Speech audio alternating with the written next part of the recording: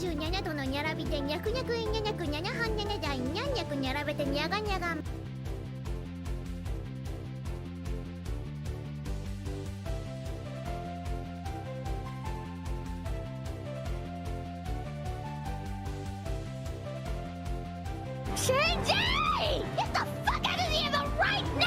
You can't tell me what to do anymore, Mom. I'm finally inside of another man.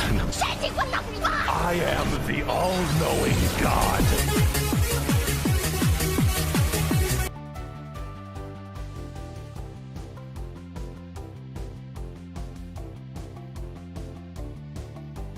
Do you really believe your own hype that much? I am the hype!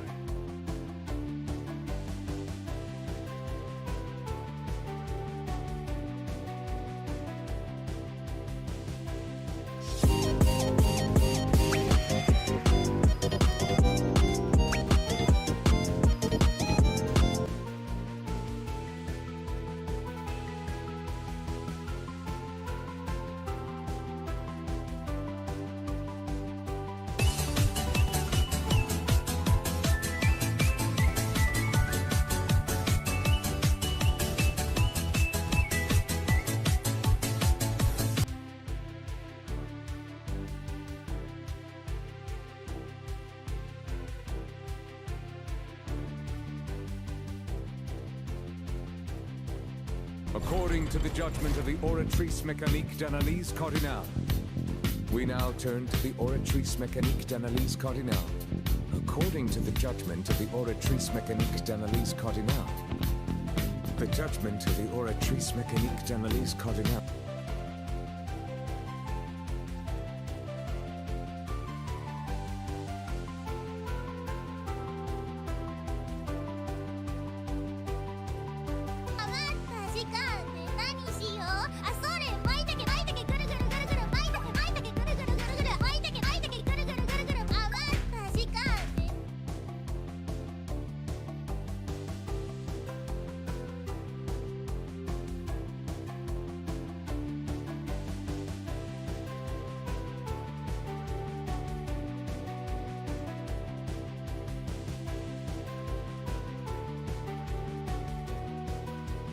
Yo soy Marine Force, man.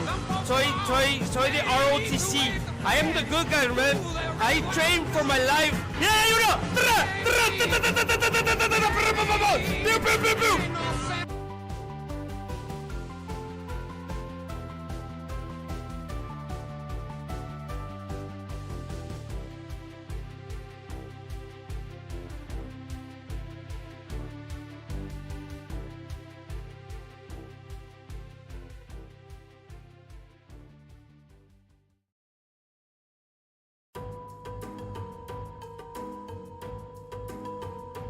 Rev up those fryers, cause I am sure hungry for one. Help! Help!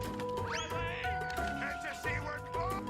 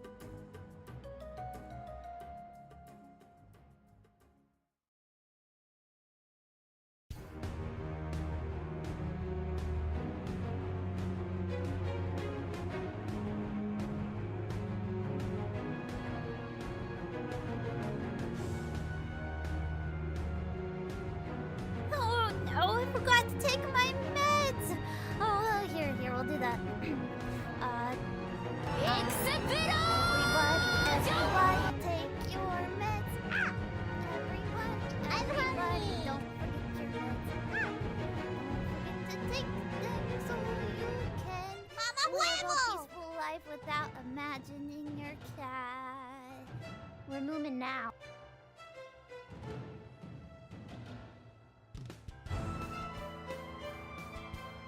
You're welcome.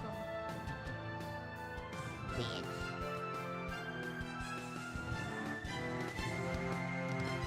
Yes.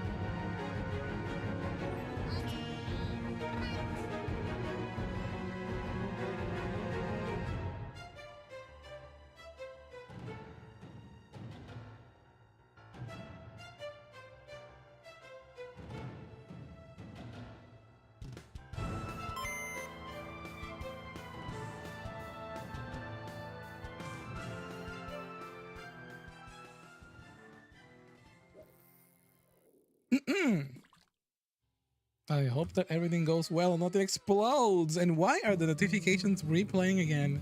Why? Where is my VTuber? Why is the Fugis here? Why is happening with everything?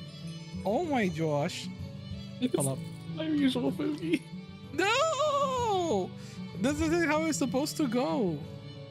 Hold on. I mean, we're still kind of here technically. Oh yeah, we're all here. Oh, It's hello. my repo Fugi. Doubled I didn't up. realize I had it still tagged. We've doubled up. Wait, double. Hey, don't call me out. Hold on. Hi The scuff, everyone. my beloved. Also, let me move the. Almost lined us up right. Almost. Let me move the little fishing thing out of the way. I don't know why I have everything on, but hey everyone, how's it going? Welcome in. Let me actually lower the music on YouTube side. I'll modify my channel thing slightly so I can see the chat too. There we go. All right, let me do a quick audio test. If you can see, if anybody can hear everybody here, I'm gonna be asking everybody here for some introductions. But before I ask for everything, chat, how are you doing? You do your introductions first in the chat. Thank you all so freaking much for being here so early, and I appreciate the support. Thank you all for the biddies and all that stuff, and all the chaotic fun at the beginning, which was caused by Gizmo Sylvie. But hey, we're here to have a fun time and also talk about some gaming news. Okay, I see Super Bookie and Pierre is here too. Hello, how you doing, both of you? And also, let me see. Let me call some shouters. Welcome in, Dragon King, Gaga Zordan, Metalcore. Braden, thank you. I'm awesome. Giz, how you doing? Please behave. Cyber Android, hope you're doing well. And yeah, all of you, Jose, Pal over on the YouTube side as well. Danny, how's it going? And I see a lot of even a lot of you were specifically Foles. Foles, thank you so freaking much for the raid, by the way. Thank you. Absolutely. All right, and now since I mentioned your name first, can you please introduce yourself so you can also do some audio check simultaneously? Oh, sure. So, for those who don't already know me, this is Fool's Arcana, the cause and cure of your headaches, Velvet Room Reject, and player of many Persona games. Ooh. Thank you for that introduction.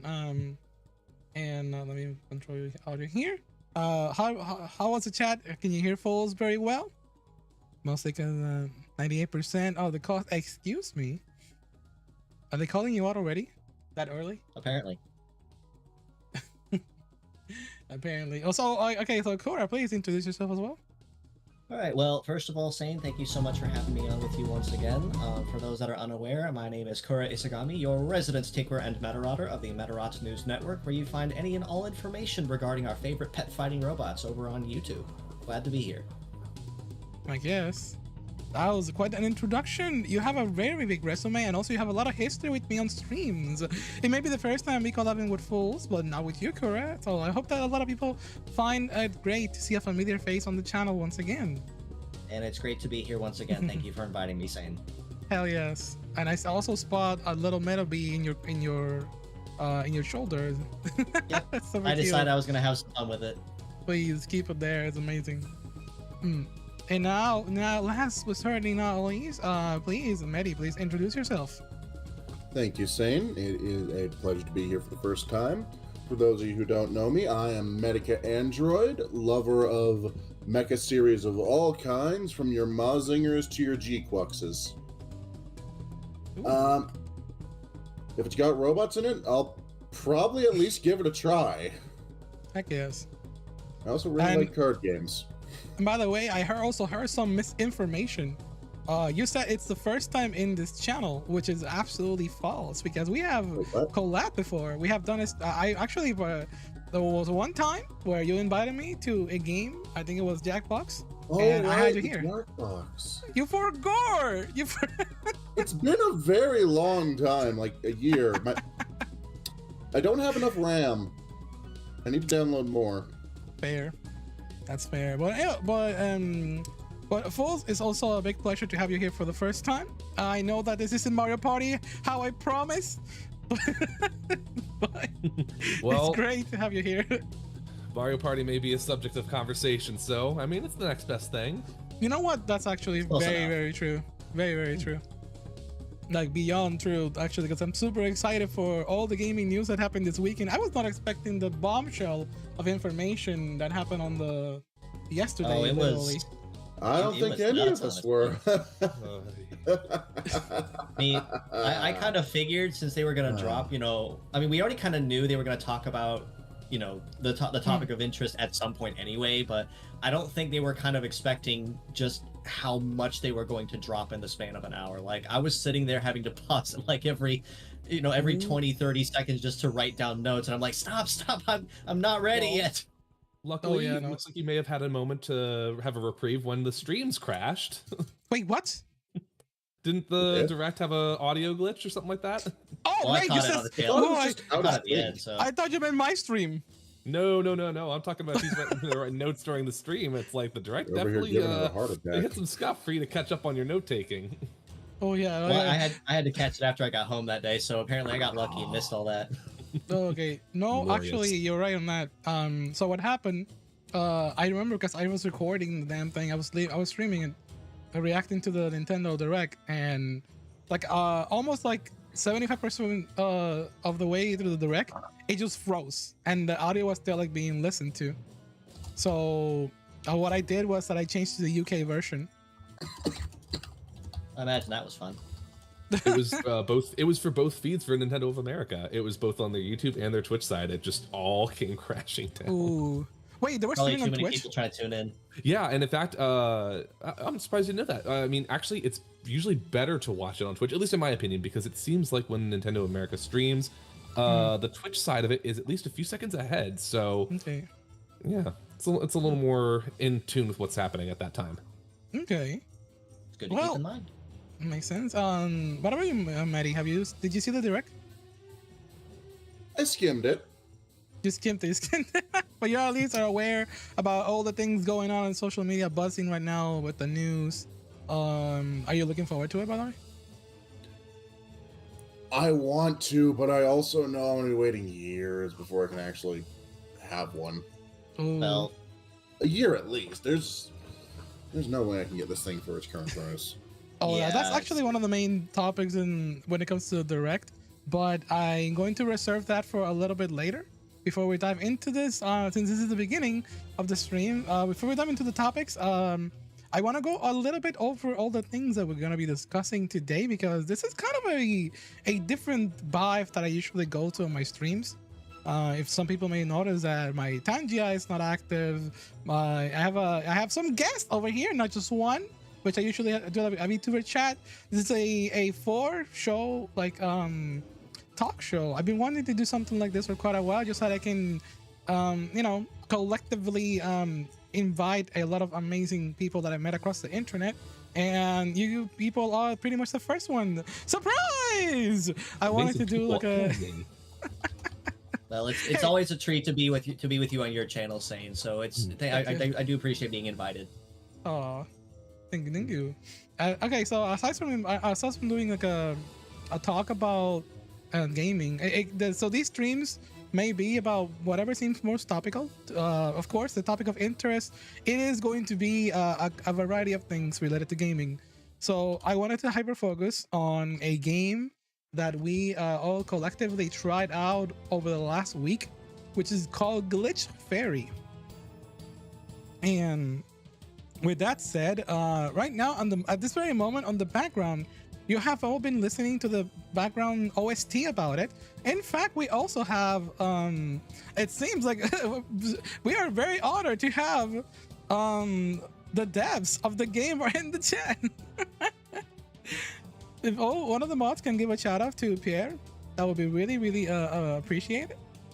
And thank you so freaking much for stopping by. Based on what I counted, we actually have 2 devs in chat. Hell yes. Super Boca is there as well. Hi. This is a big honor, honestly. Thank you all. I never thought that I would be, this is, how do I even word this? I probably may need some help. It's something of a spotlight of brand new game.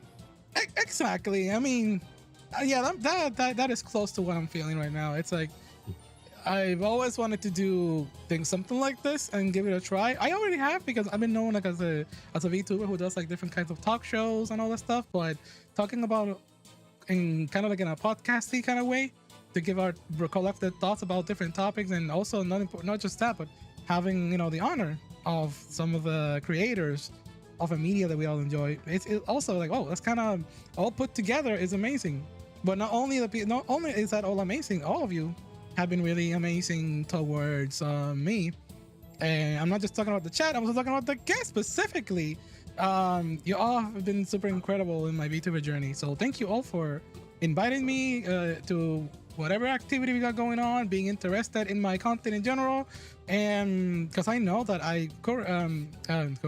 Cora, like I said, we have collabed a variety of times. Medi, I know that we have played some games together, but we have been wanting to do something together. At least one. Yes, at least one.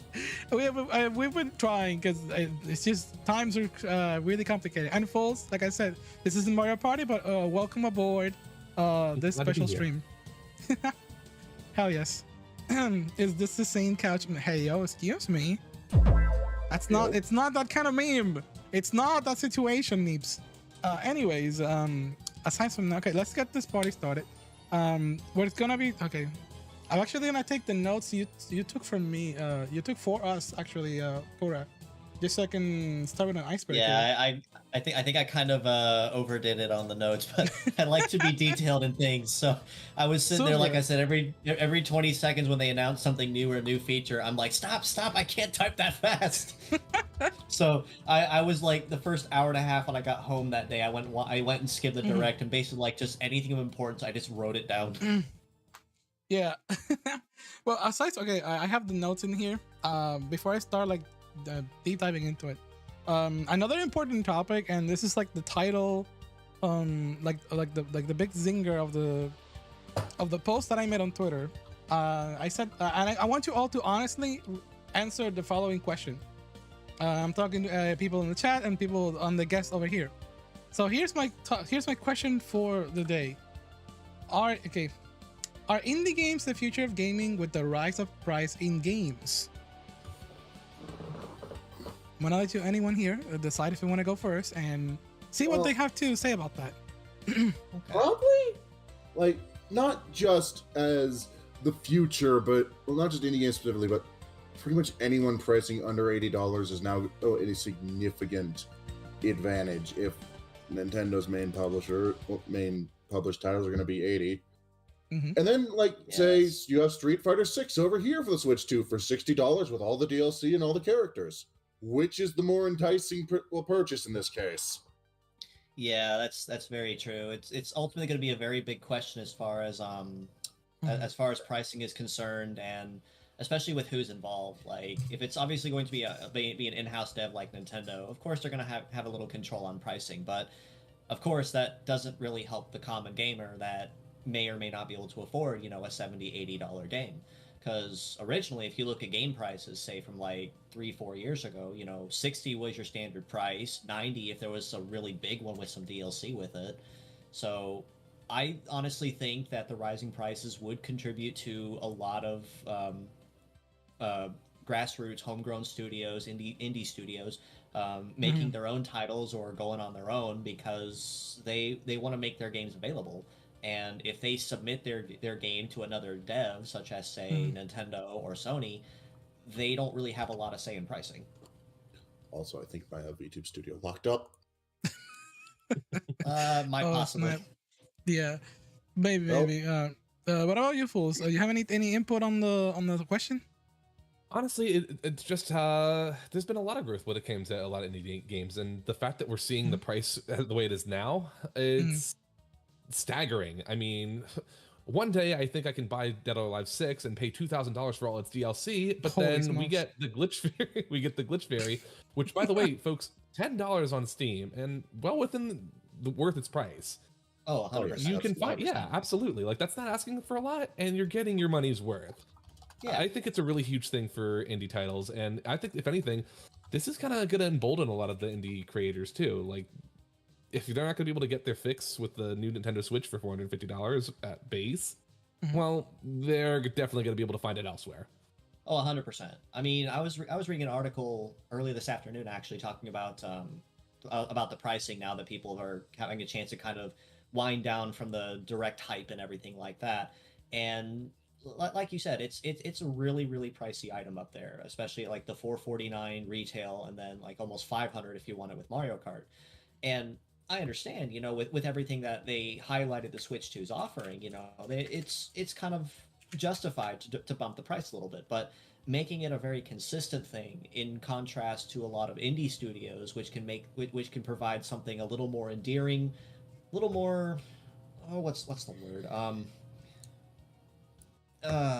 It's more personalized, I guess is the word I can use. When you play an indie title, you can tell there's this level of heart that's put into it that you don't really see with a lot of major studios. Like, as much as people love to absolutely rave about Monolith Soft and the Xenoblade series, or Super Mario, or Legend of Zelda, there's a certain factor about it that you enjoy because it's like it's like a grand theater performance.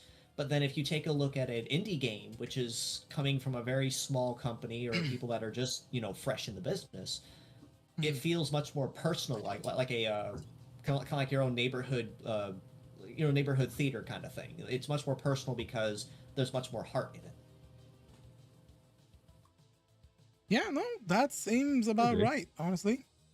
Oh my god, y'all are so well put together. What the heck? We're always, heck yes. Anyone's wanna pitch in more information on that question? Because I have another segue that it seems a little bit more ideal. This is gonna be a test to see where we're standing here. All right, so I'm very curious to know what right now at this current moment. I know that everything is like trying to fight for our attention, but what are some of the recent games that you have all been like playing out?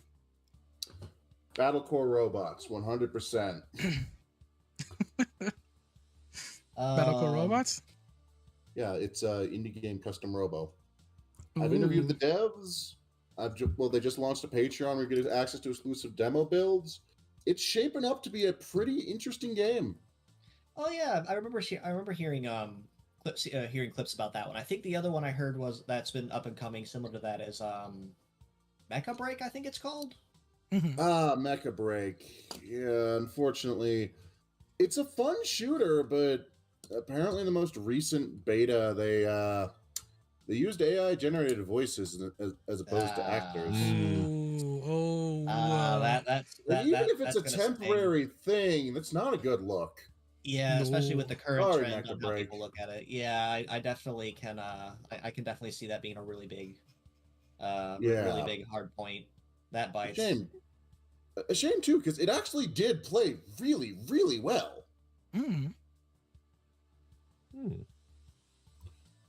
Okay. And what about you, Kura?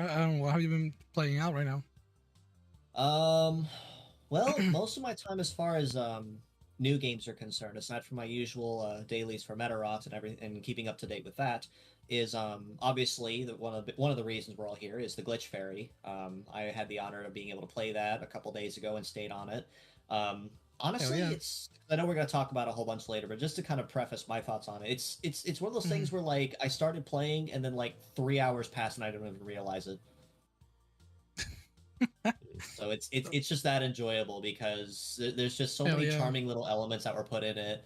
I was literally streaming it one night for my buds in Discord chat, and I looked at the time as I started. It was like 6 o'clock something. I'm like, all right, that's fine. I can work on a couple levels and keep going a little farther. And the next thing I know, it's almost like 10 o'clock at night. I'm like, what has happened to the time?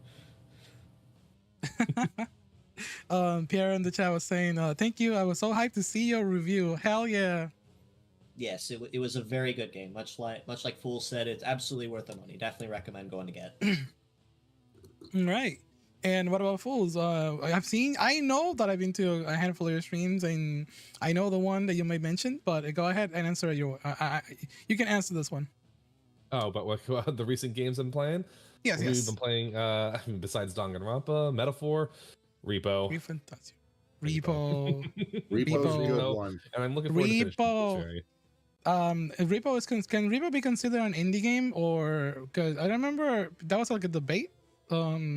Who made Repo actually? Because I know that Lethal Company is has been praised for having like only a handful of devs make the entire game, and it's like a cultural phenomenon.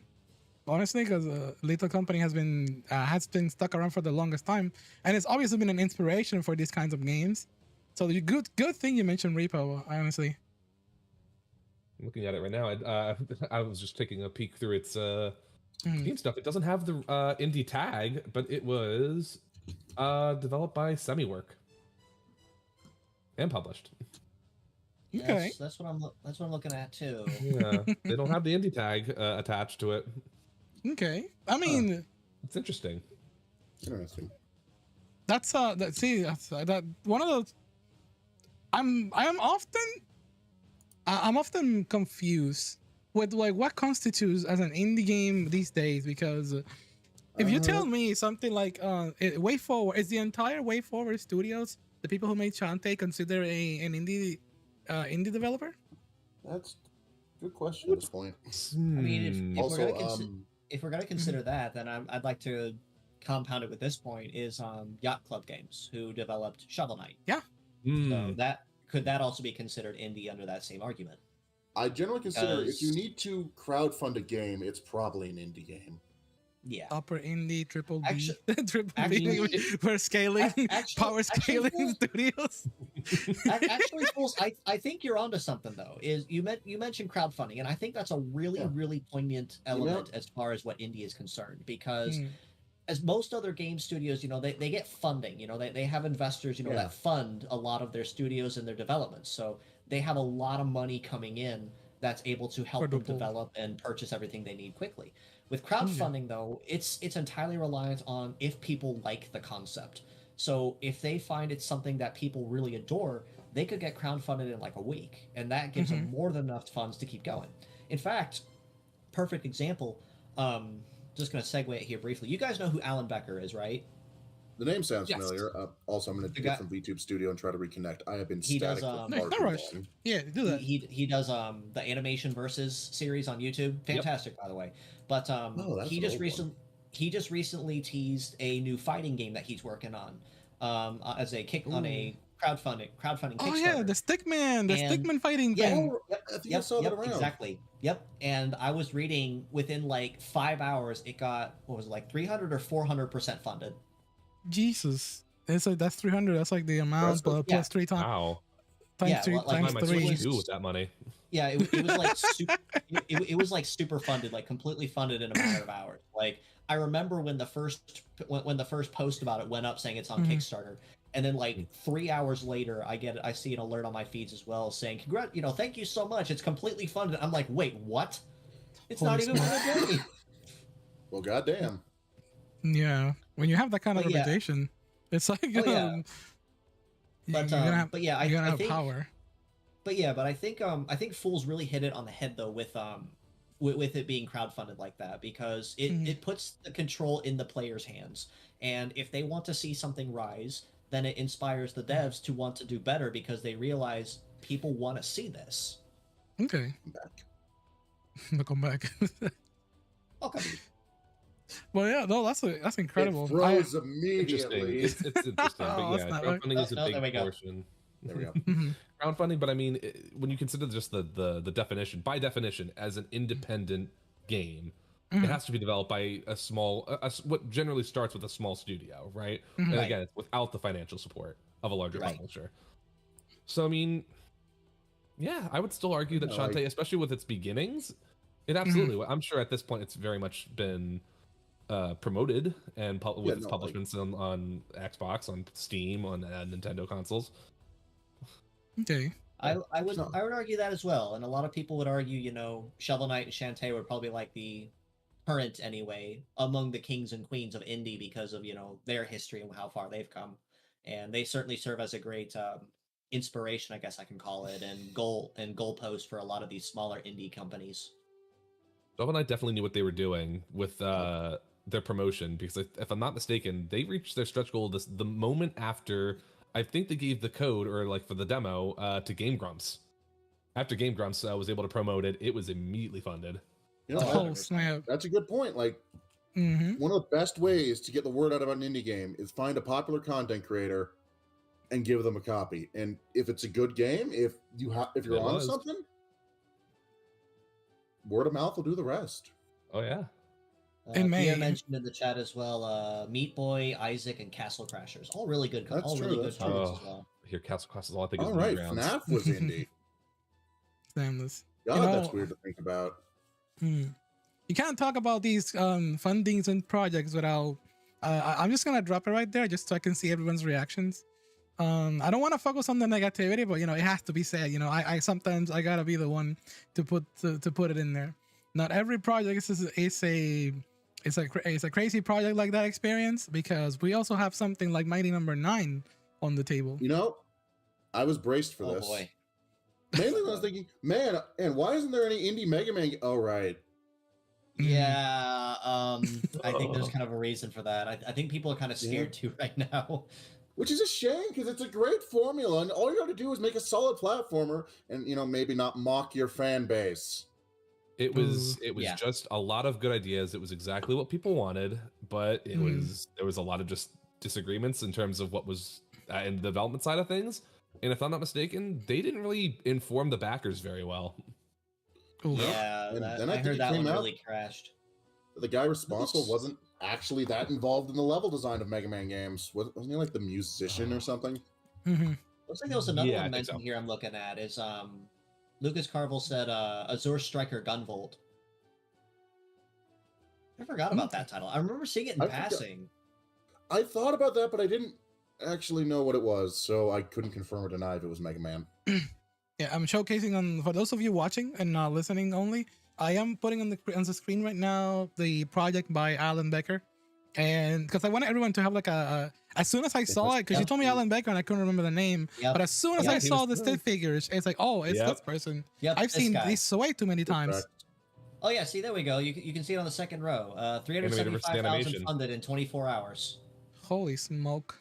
I mean, those animator versus animation things way back in like the 2000s were just so they hit Oh, so yeah. different then. It was such a new thing. What I honestly Yes. love about the series too, and this has been like one of his most paramount things, which is what made it great.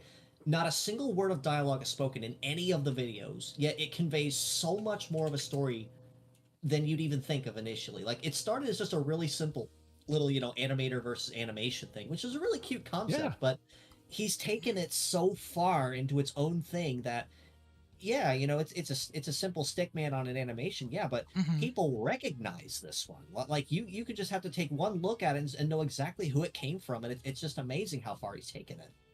I mean, at this point, the only thing that bothers me about recognizing that animation is that I recognize that he was using AOL Instant Messenger. That's how old this video is, by the way. Oh, god damn.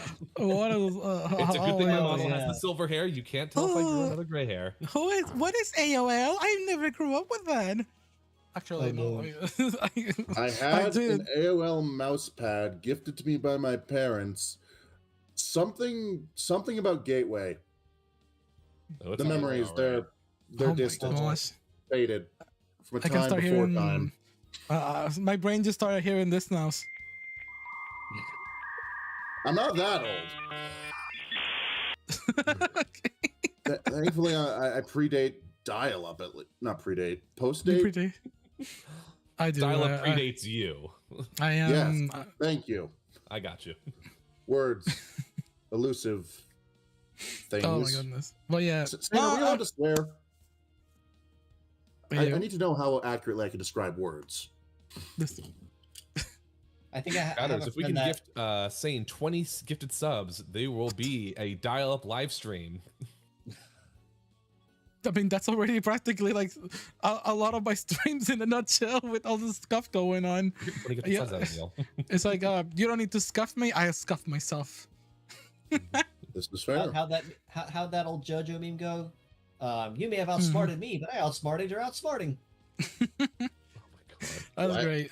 I'm glad that you all we talk a little bit of variety of topics in here regarding these indie games that we mentioned. I want to know more that stand out because I saw names being thrown out there. I saw Shantae, I saw Shovel Knight, and we started with Repo. And regardless if it's indie or not, it was inspired primarily by an indie. And you can't forget about indie games. We're talking about one of the biggest 2020 games of all time. And I wonder if anyone here can mention it. I'm thinking. My thought went to Papers, Please, with remembering. No, that's way older. Is it? Oh, but Papers, Please so good. That's okay. That one is also good. That you know what? I'll that's a good one being mentioned right there, and it's a really good one. That one got me to buy it like day one back in the day. But I wonder if anyone can remember what is. There you go. Pierre said it right now, and it's Among Us. It's Among Us. Two things: Among Us or. What was it, Fall Guys? But I was going to say, I think technically Among Us existed before 2020. It was in 2020 where it hit its stride because everyone was... Yeah, that is true. Offline. I think, that. And I have to say, though, credit to Among Us for what it did, because it's a very simple concept, but I think its notoriety and its popularity was only compounded more so because of the global pandemic shutting everybody in. So it was just right place, right time, in my opinion. So it just took off like no one's business because everybody played it and everybody can get into it really easily. Definitely character designs were easy to draw. Oh my god! And make memes of the memes. The memes. Oh yes. Still strong. Correctly, was there an animated series being worked on, or has been worked on? Oh my gosh. Yeah, it's something to that effect. It was not in 2020 though. I can't remember when that was. Yeah, it was a little later, but yeah, I think they said they were talking about it if it's not already. Oh my god! They just pointed out Toho Project is indie, and oh my god, it is. Oh my gosh, you don't consider that. You know what? You're right. You're right. You know, it's just one guy. Yeah, you don't consider, but yeah, Zun, the Master Zun himself. You know, it's literally just him. Like. He manages all of that himself, and I'm like synthesizer and a very good head for making bullet hells. Oh yeah, no kidding. No, I see a joke made by the deaf Pierre in the chat saying, "What is Toho?" And what is Toho? When Pierre makes comics and also had Toho as a source of inspiration for their own game, The Glitch Fairy. I will say, one of the first things upon seeing the designs is this feels Toho-esque. I thought the same thing immediately too. Like, I didn't want to say it verbally because I know some devs are kind of really particular on being compared to other styles or art styles, but I think, in my opinion anyway, Glitch Fairy pulled it off really well. Like, you could tell immediately that the designs were inspired off of Toho. Like it's kind of obvious in a lot of the designs, especially with the fairy designs, the backgrounds, the world design. It's kind of obvious. But what I liked about it is it was still 100% original enough that it was completely its own thing. So someone could look at, say, Moni and say, hey, that's a really cute looking fairy. And unless you told them it was from Toho, they may or may not pick up on that. Yeah. I'll admit, the art style didn't initially sell me, but honestly, I found that the gameplay and the creativity you brought to it more resolved any concerns in that regard. Oh, that's 100%. honest. You know, that's always appreciated. Honesty like that is always very. I hope that it is appreciated. Like you said, I completely understand. You mentioned one key point, and I'm sorry if Foles was gonna say something right now, but in my case, one of the things that I can say is like when I do reviews about games or anything particularly in media, I have two kinds of reviews. I have I like to separate my brain for an objective review and a subjective review. For example, and oh my god, Mehdi, you're having a stroke. Yeah, I don't know what just happened. It's okay. No, it's okay. So here's an example of what I do, and I want to know what's your opinions on this. My chat may know about this, but I want to know how do y'all feel with these words. So my thoughts are of my example of an objective subjective review. It's if, like, for example, I have a joke on stream that I hate Yoshi's story. I hate Yoshi's story. I hate Yoshi's story with passion, and it's like because a particular personal reasons. However, as an objective review, the game's a solid, like, I don't know, 8 out of 10, 9 out of 10. A nice art style, nice gameplays, cozy, super friendly for a lot of gamers at the time. 2D, very welcome appreciation amongst all the 3D polygons of the era, because Nintendo 64 started the whole polygon games, and with PlayStation 1. But then Yoshi's story had nice stylistic cartoon graphics. It's nice. However, personally, I felt attacked. I'm like, this isn't Yoshi's Island, which is like vastly superior game, more difficult, more fun, better OST. Doesn't have the squeaky baby Yoshi. I'm like, I'm gonna take this shit out of my face. But of course, despite of all that hatred, I'm Yoshi's Story's #1 hater.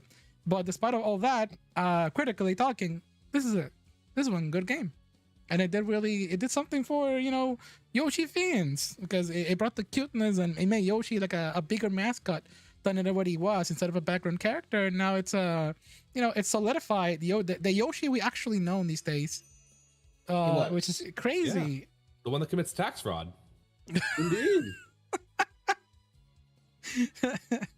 Okay, but yeah. So what I wanted to say with that little tangent is an example of a subjective and objective review. And have you all been through this kind of experience? If you can mention an example. Yes, like app I play, Transformers Earth Wars, objectively a trash game that I still find myself keep coming back to. Basically, you have one that is just purely your opinion, that is purely your feelings on it, and one is I may hate this, but, and then insert reasons, things it did well or things it could have done better. Oh, it's like that. As long as you're able to note the things that, like, without your personal bias or your general taste, you can still admit it's a good game. It just wasn't for me. I have to say, I actually do that weekly. For those that are out of the loop, like I said, I do breakdowns on my channel, the Metarot News Network. Every time that a new model gets announced for Metarot S, I take time to break down what it does, how it works, and just my overall thoughts on it. And my reviews, if you watch like 3 or 4 just to kind of get a feeling on it, is kind of a mix between what you're saying. Like, I take the time to explain, what they do and what each skill does or how it behaves and how to best use it. And even if it's something I may never even use or I really don't care about for whatever reason may be, or even if it's just not a really good model, I could say something like, I'm just trying to think of an example. Oh, perfect example, actually. The new Godzilla collab that's starting this week. The new model for the Big G himself, Godzilla, is a very heavy melt base kit, and it's a very niche kit, if I'm being honest with you. But I also know that in the right circumstances, it can be used well. But at the same time, I also have to document that it has a lot of strengths and equally as many weaknesses, even if I don't really care much for the kit, or even if I think it's the greatest thing on planet Earth.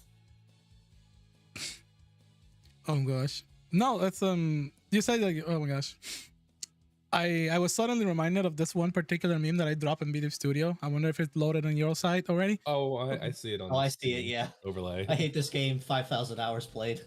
Yeah. Name this game. I mean, time I 100%ed Sonic Forces while loudly saying how it sucked.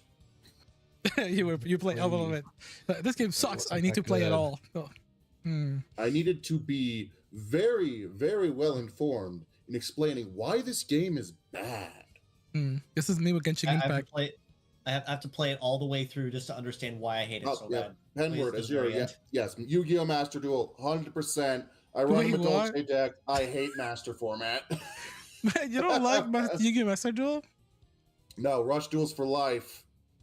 What? Ah, okay, that's very personal. I've been enjoying Master Duels. Go ahead. Oh no, I didn't really have a comment to that. It was just like, you know, I just heard like meta Yu-Gi-Oh! And it's just like, Yu-Gi-Oh! Pierre also But- said, I love not having a Okay. turn. Pierre also said another really good one I see beamed constantly is LOL. obligatory comment. I was told Yu-Gi-Oh! Master mean, Duels. Yes. I mean, Your not wrong. Forces? That's very fair though. Your Sonic not Forces. wrong. Yeah. Yeah, What is it I've with heard Not in the league. I've heard a lot of mixed stuff about Sonic Forces, honestly. Like, a lot of people were happy about the character creator, but then they realized, yeah, that's kind of the only thing it has going for it, and then they The rookie kind stages of lost are light. good. It's just the classic Sonic stages really drag it down. The reused boss fights, the story's incredibly weak. Yeah, Ooh, that's a good that's what I segue for heard. and so something. is Infinite. Actually, if I have Yes, to mention he is. one, if I have to mention one Then that you I got really Frontiers didn't care- afterwards. Ooh. Step in the right direction anyway. Sorry, what you're saying? No, If I have okay. to mention one that I really didn't care much for, and I have to really tie back for call back for this one is mostly because I just never actually finished it because I never learned how to play it properly. Anyone here remember TAC? Tack. Yes. Like the Power of the Juju? Nickelodeon Yes. show. And the Yeah. power of The Juju. power of And he had, Juju. There was Oh a my couple gosh. of he actually had a couple of video games through THQ when they were back in that really big craze that they Good were old days. making, Show that making video games of all their stuff. pride. Oh my And, gosh. I THQ never was like finished two. I never finished two because I felt the platforming was just so weird for young me at the time. But the one puzzle that I always remember for some weird reason was that pressure plate puzzle, I think in like level 3 or 4, where you have to carry a barrel halfway across it, but you have to figure out the pattern in order to do it without the barrel blowing up. But I felt the hitboxes were for the blow darts was just so bad that unless you found a way to like clip through it, something was going to catch you.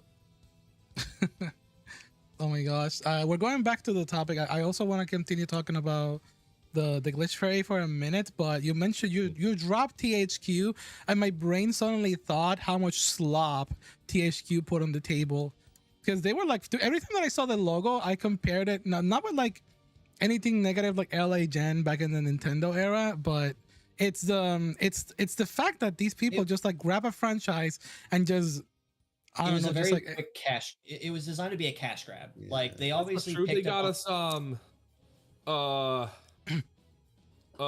no. SpongeBob. I mean, like they made a lot of. I mean, they made a lot of games for cash grabs, like I said, because they were popular with everybody. Everyone knew the characters. And they figured, oh, we can make a game out of like 1 or 2 episodes of this, and then All of they us. never touched it again.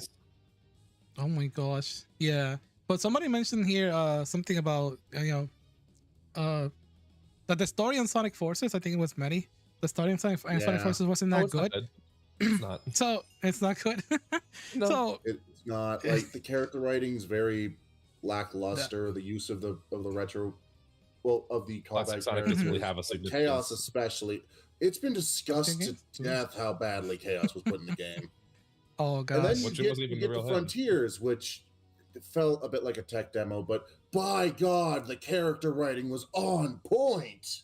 Oh my god, the amount of people who are so upset about, I think it's Ian Flynn being a part of the writer, but it's like he does so Flynn- much for Archie He's a Sonic. man Like, who he knows, Yeah, he like, knows the gets characters. I Sonic can't as a very character. many people. Wait. Listen, would you rather a person who's been writing successful comics, or do you want to ask the guy who asked for Elise to kiss Sonic, the dead rat? Is that Well, the one no, who also either. wrote for the comics? Or in I mean, between hey, that, that's- the guys who wrote Happy Tree Friends. I I'm mean, thinking of someone else. Sonic Colors What- really wasn't bad. I think it was an interesting step in the direction, and honestly, I think mean, past 06 and Well, let's put it this way too. Let's put this in a more modern case. Let's look at the Super Mario movie. Like it was confirmed, much like it is with the current Zelda movie that was announced as well.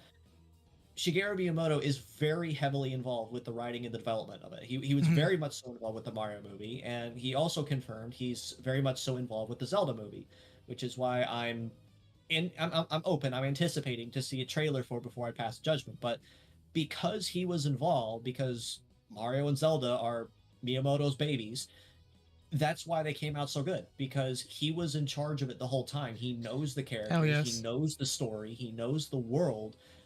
Who better is there to help direct or even co-direct a film or a media format featuring his characters? So what you're saying is, if there's going to be a Metroid movie, we need to get whoever was responsible for Dread to just stare over the writer's shoulders. Hell yes, Dread was so great. Absolutely. Dread You play it, I was not expecting to be good, mostly because I wasn't expecting it. Oh yeah. I didn't think it was real. No I one heard did. Dread was really good. Oh, I mean, it's that amazing. one teaser after what was it? Samus Returns. It's it hit different. It hit different. No, Dread is peak Metroid, and Oh. so my unpopular opinion, I don't think Super is actually that good. Oh, okay. So Before that- I let so you no, continue, hold on. Whoa. What happened to our I two was- different reviews, Sane? Yeah, Two different reviews. Yeah. Shh. All right. Getting called out over there on your own channel, aren't you, Sane? Huh? No, I'm here like I'm ready to put on my fists up. Honestly, somebody is we don't like, have that it's kind of Metroid, rigging. Super Metroid slander in my channel. I'm not saying it's bad. I just don't think it's that much head and shoulders compared to the rest of the 2D series.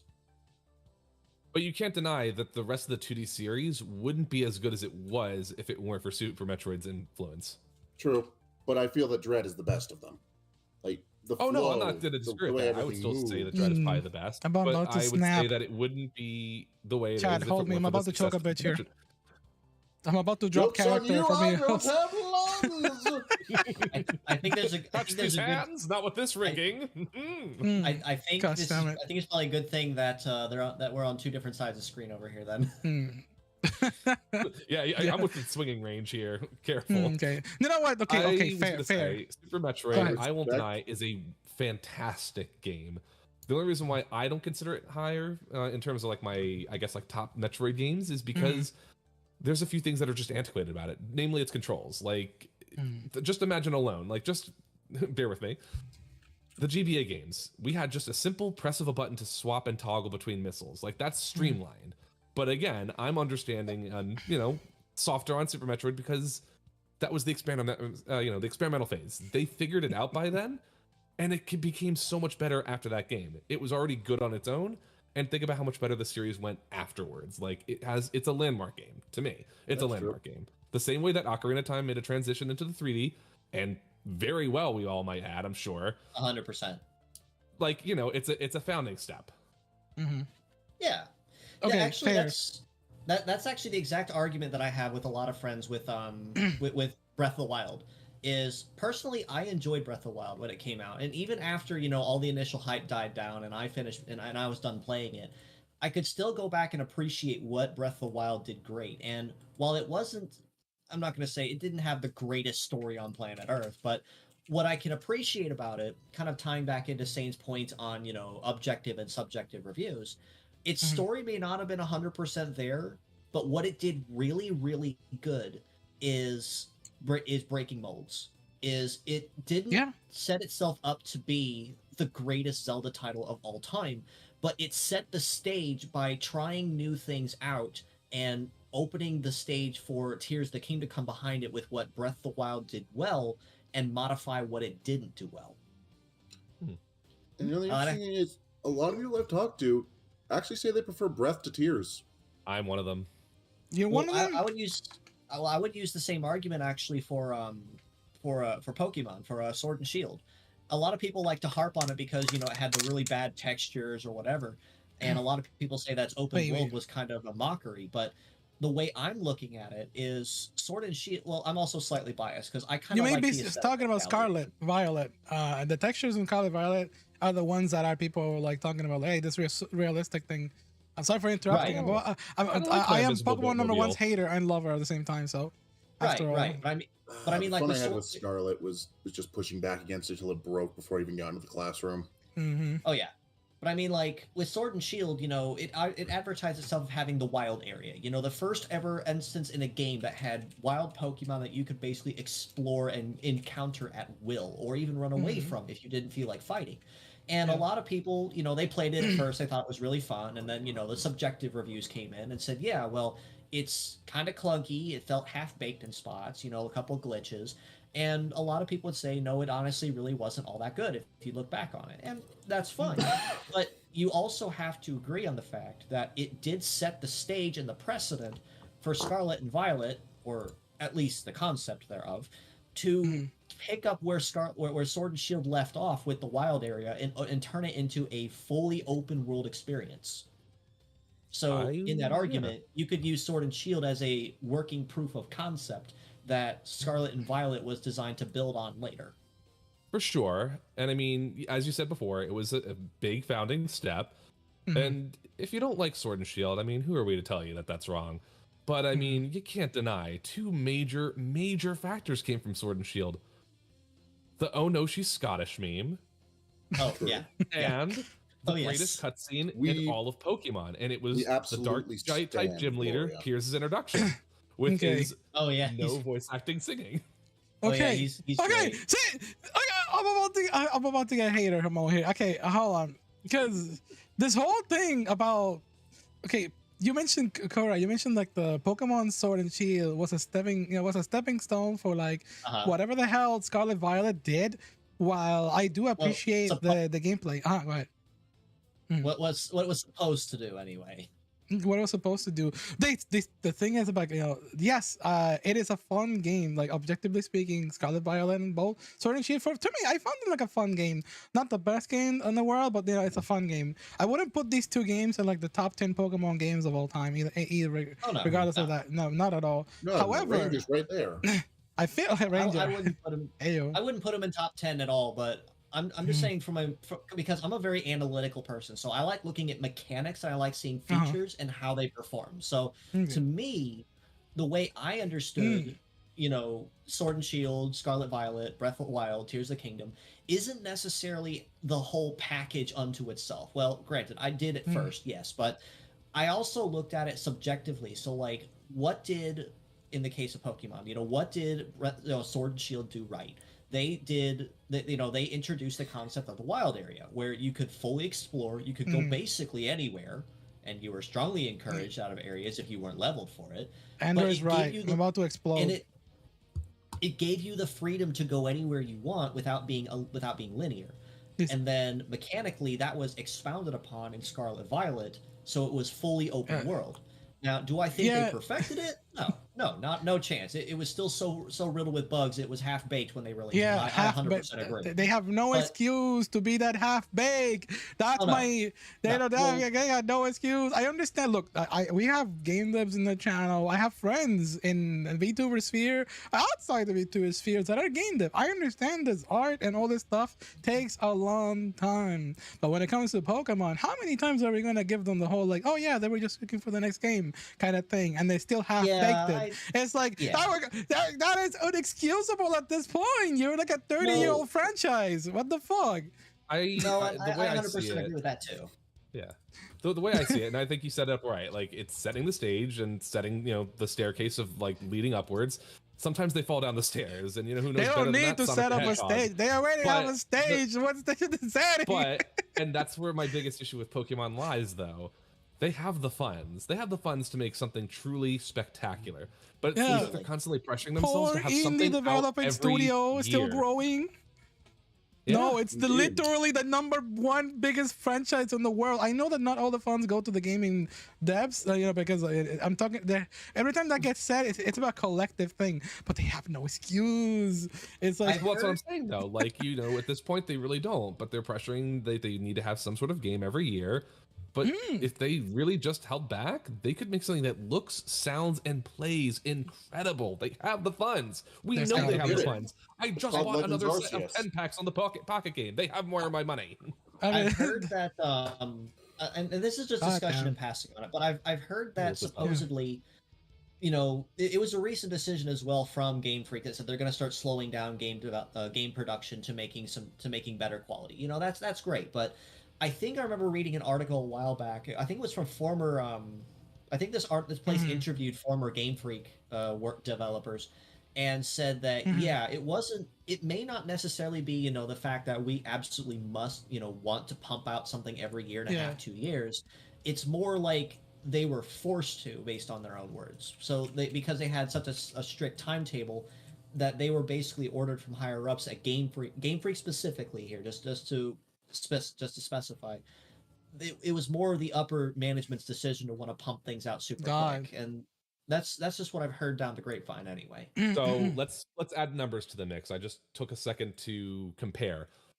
With the exact developmental cost for Pokemon Scarlet and Violet, again, this is just the most recent generation we received.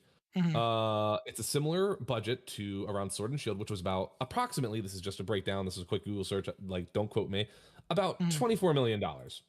Okay. And the Pokemon Company, which includes Game Freak as a joint owner, generated a record-breaking 297 billion yen, or almost nearly 2 billion, in revenue for the fiscal year of February 29th, 2024.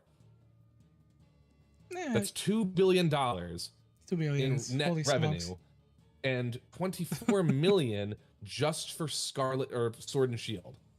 The funds are there. The funds are more than there. The funds, of course they are.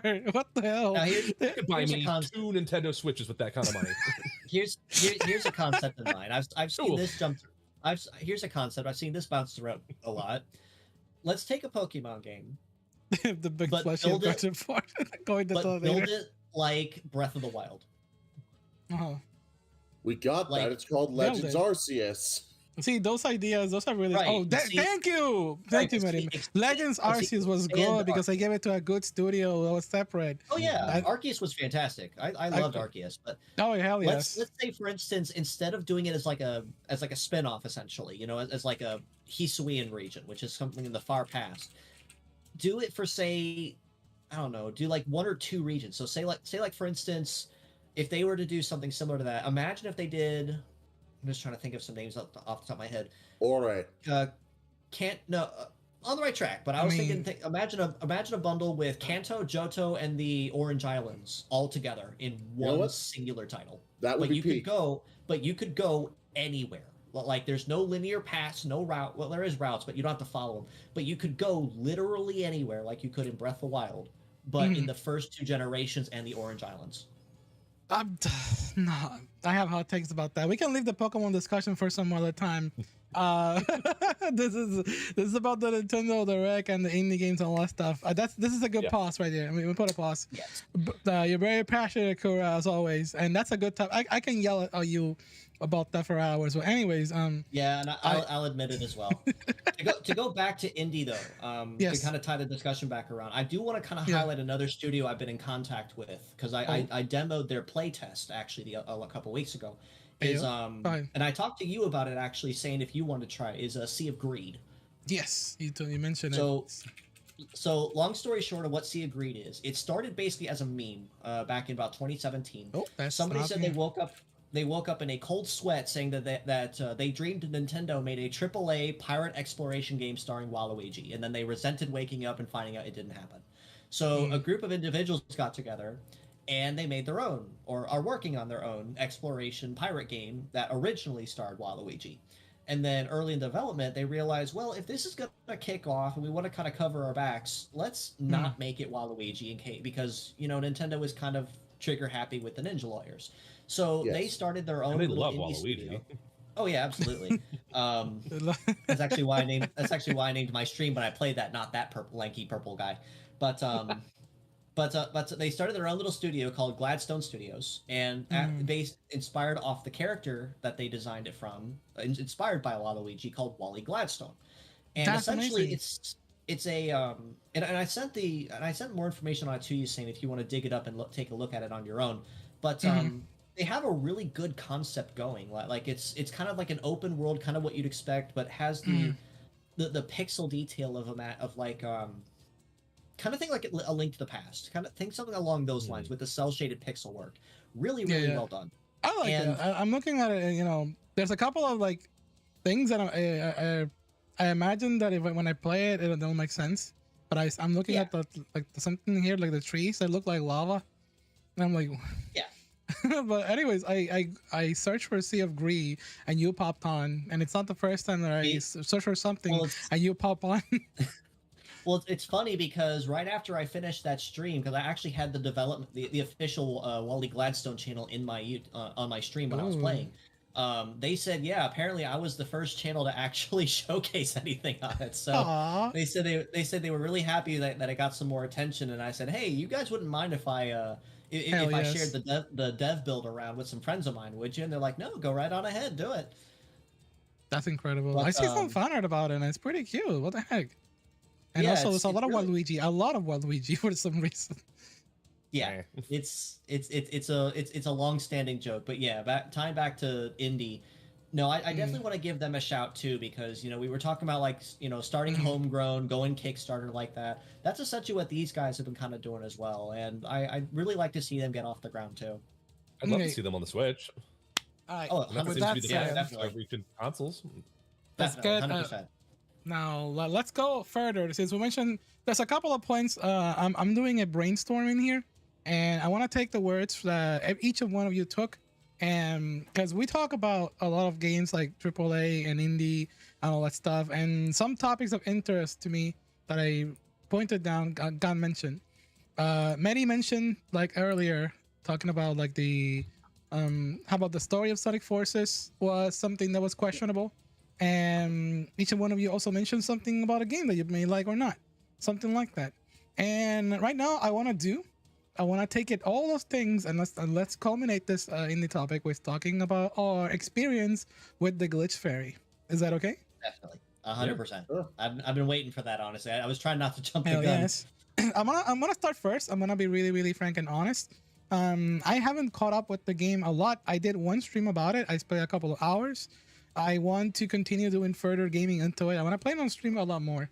At least on stream, however much I can. I am going to finish the game. I have not, unfortunately, because I was very sick this entire week, to be honest, and also packed with a lot of VTuber activities and projects that I had going on. However, not only have I heard everyone's like comments on our chat, I've also, in our group chat, I've also I saw a YouTube video specifically targeting the story and saying how deep and how well fleshed out it is with all the characters, which is really something really wholesome, to point out about it. And that's something that really, the charm and personality immediately when I went to the first town. This will be no spoiler. By the way, no heavy spoilers, but at least the first level or two can be described in here in this chat. So in the first level, the first town you go to, you see like a little encyclopedia, and then in that little book you can see like the character's lore being written in there. It's all the flavor text that made me fall in love with like, oh, here's like how the characters are being fleshed out. It's super cute. Oh, I love when games do that. Like I mentioned it on my stream too.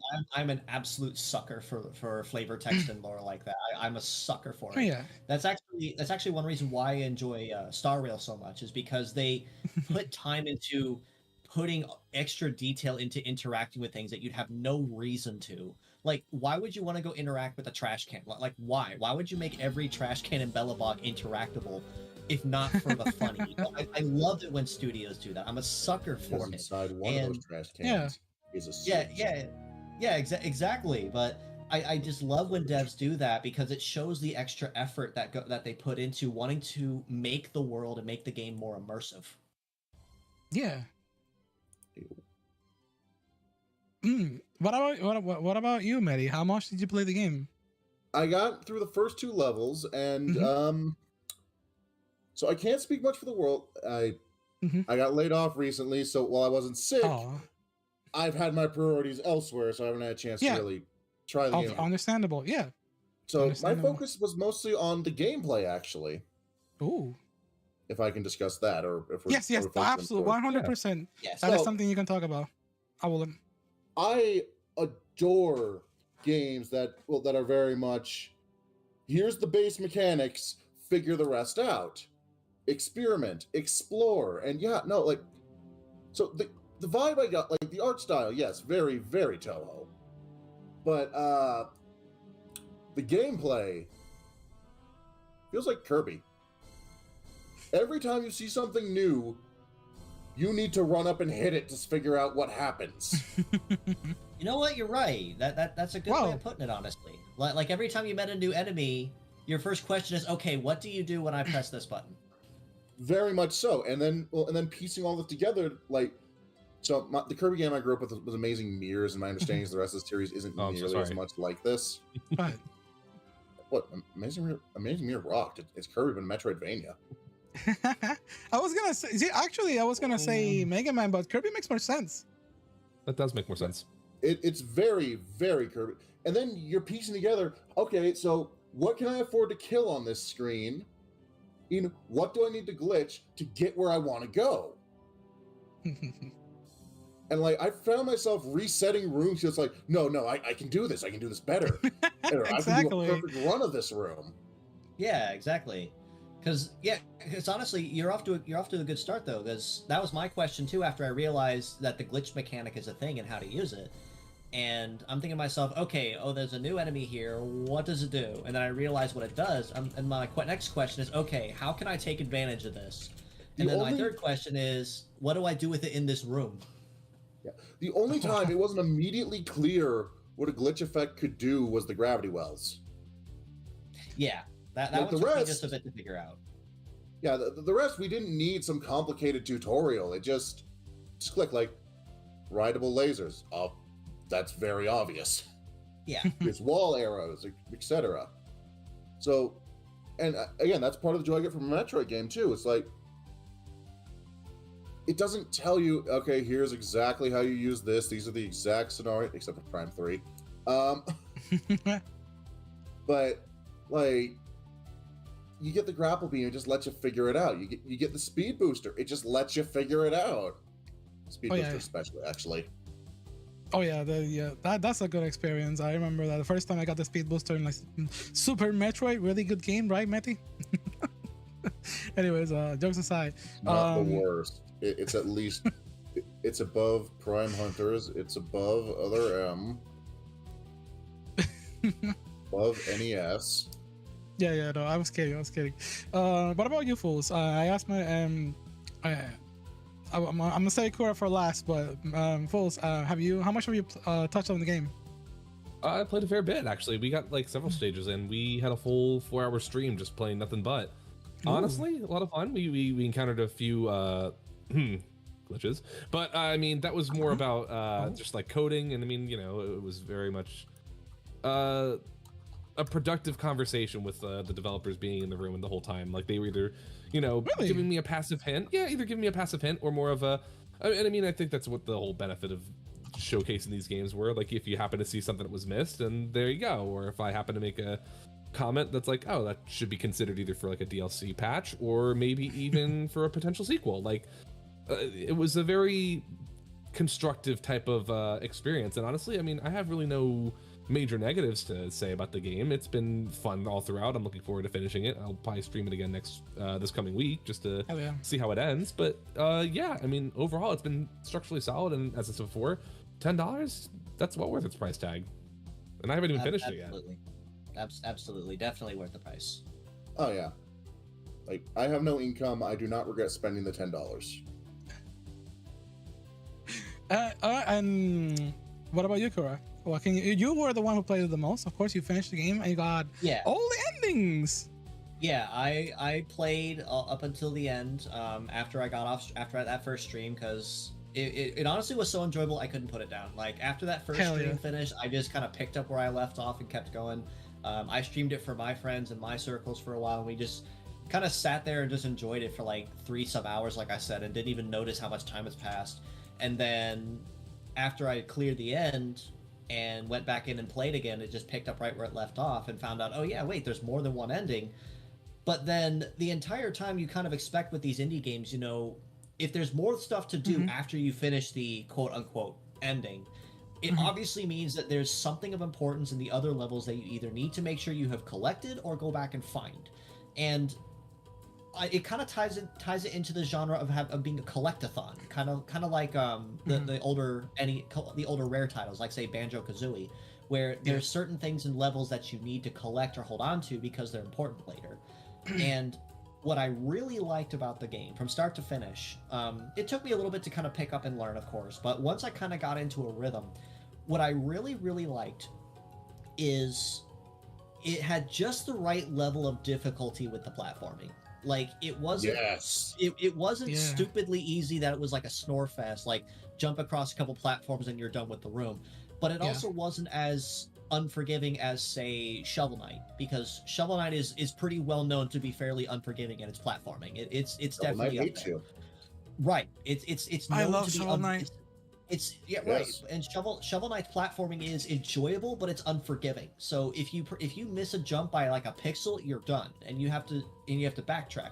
But with Glitch Fairy, I liked that they put a lot of effort into finding that middle ground. Like they really took the time to understand everything that Moni could do as the playable character, and they tried to make sure that if they were going to introduce a new element or a new type of platforming, it wasn't something that was going to be impossible to learn or master, because it's building on fundamental skills you've learned in other levels and earlier gameplay. Okay. That's honestly that's a really I wish I could put more input into that, but you said it so freaking well. When I would play the game, I was in the same headset as Medi. I was like, hey, I went into this room and then I just I wanted to restart. So I had a struggle because when I'm on stream. See, here's something about me and streaming and gaming. Some of you may have known that when I stream, I do a lot of just chatting for the most, because I like to interview VTubers and stuff like that. And when I game, I sometimes like to keep up the pace with the story and all that stuff. But when I want to play a game and I want to, just clear it in like 100% completion, my brain suddenly starts to struggle. It's like, should I move forward? Should I do all these side quests? And what should I need to do? Do I want to perfection this over and over again? Is the chat going to be entertained? And it's like, I was so hooked on, I was so locked in some of the puzzles already. Definitely. That I was like, this is all, I want to toy, I want to play with all of this, but I also got to keep up the pace. And I'm like, what do I do? It's like, that's only telling of how locked in I was when I was playing this game, which is pretty nice. Yeah, it was super easy to lock in with this game, because the thing that everyone likes about puzzles is that they're mentally engaging. They have to keep you engaged to be enjoyable. And that's what I was saying before is, the way they set up Glitch Fairy is they didn't jump, 20, 30 new elements or mechanics to learn at a time. So if you were in a room, for instance, that had an enemy, they kind of made the enemy a poignant element of the room. So if you were to think about it, like your first instance from most of the platformers is, oh, it's an enemy, kill it. But then you realize there's a funny looking platform that I can't quite reach with a dash jump. Hold on a second, what level was that monster on again? And you have to go back and think about it, and then you discover, oh wait, so that's what it does. And you have to reset the room because now you mentally figured out, oh, this is part of the room puzzle. I think that's one of the best benefits about the game, though, and it just really layers down just how well organized it was. I mean, there are just too many different ways where you can approach it, where you're right, the enemies do have that sort of effect on things, but the other benefit is you could just speed run right through it. Like, most of them are just a benefit to you to either explore more of the level, maybe find a secret, maybe if you can find like a shortcut. You could feasibly, from what I've seen or what I recall, I feel like I technically could have gone through the entire stages without glitching anything. It's really there just as a added benefit and gameplay mechanic. You can speed, like there were the signs at the beginning of the level. You could do speedrun times. Like, that is a huge benefit. And the worst thing that happens is if you were to lose a life, which there are no lives, so there's really no stress on anything. Checkpoints were fair. And what was the other bit? Oh, you could also toggle, it's not even really specifically a difficulty setting, because, I mean, it's not asking for a lot gameplay-wise. The most you lose is coins, which, again, you can again, I guess that's what we were talking about when it came to the lore, how we approach the game. You have that choice. You have that freedom to approach it however you want. That's true, honestly. That's something that I always appreciate about quality of life when it comes to it. A lot of love and care was put into that as well. That's always very appreciated. Honestly, high talks across the board when it comes to the gameplay. I see that. I also want to go. I guess I want to pivot right now because I see some indifferences into this. Maybe indifferences, but you can all correct me on this. Even the chat can also provide their own personal input. What do you all think about like the visual, like the graphics? Honestly, I like them. I'm an absolute sucker for hand-drawn stuff like that, and they very easily could have gone just the standard pixel route, but they didn't, and they hand drew everything for it. All the animations, all the frames, they put all that together, and I'm an absolute sucker for that level of detail. So high ranks for me on that one. Oh yes. I'm still kind of mid on it. Like, again, I love the game. I love the concept. But the graphics just don't do much for me. They don't stand out. What they remind me of is something I'd find on like miniclip.com back in the day.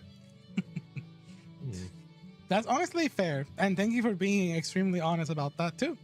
Like, and again, this is just my opinion, and also not really an issue overall once you actually get into the meat of the game. But I feel some people who don't know what they're getting into might just drop it out the gate rather than waiting to see how things actually pick up. I see your point. Your point. That's a fair point. And what about you, Fools? What about the visuals?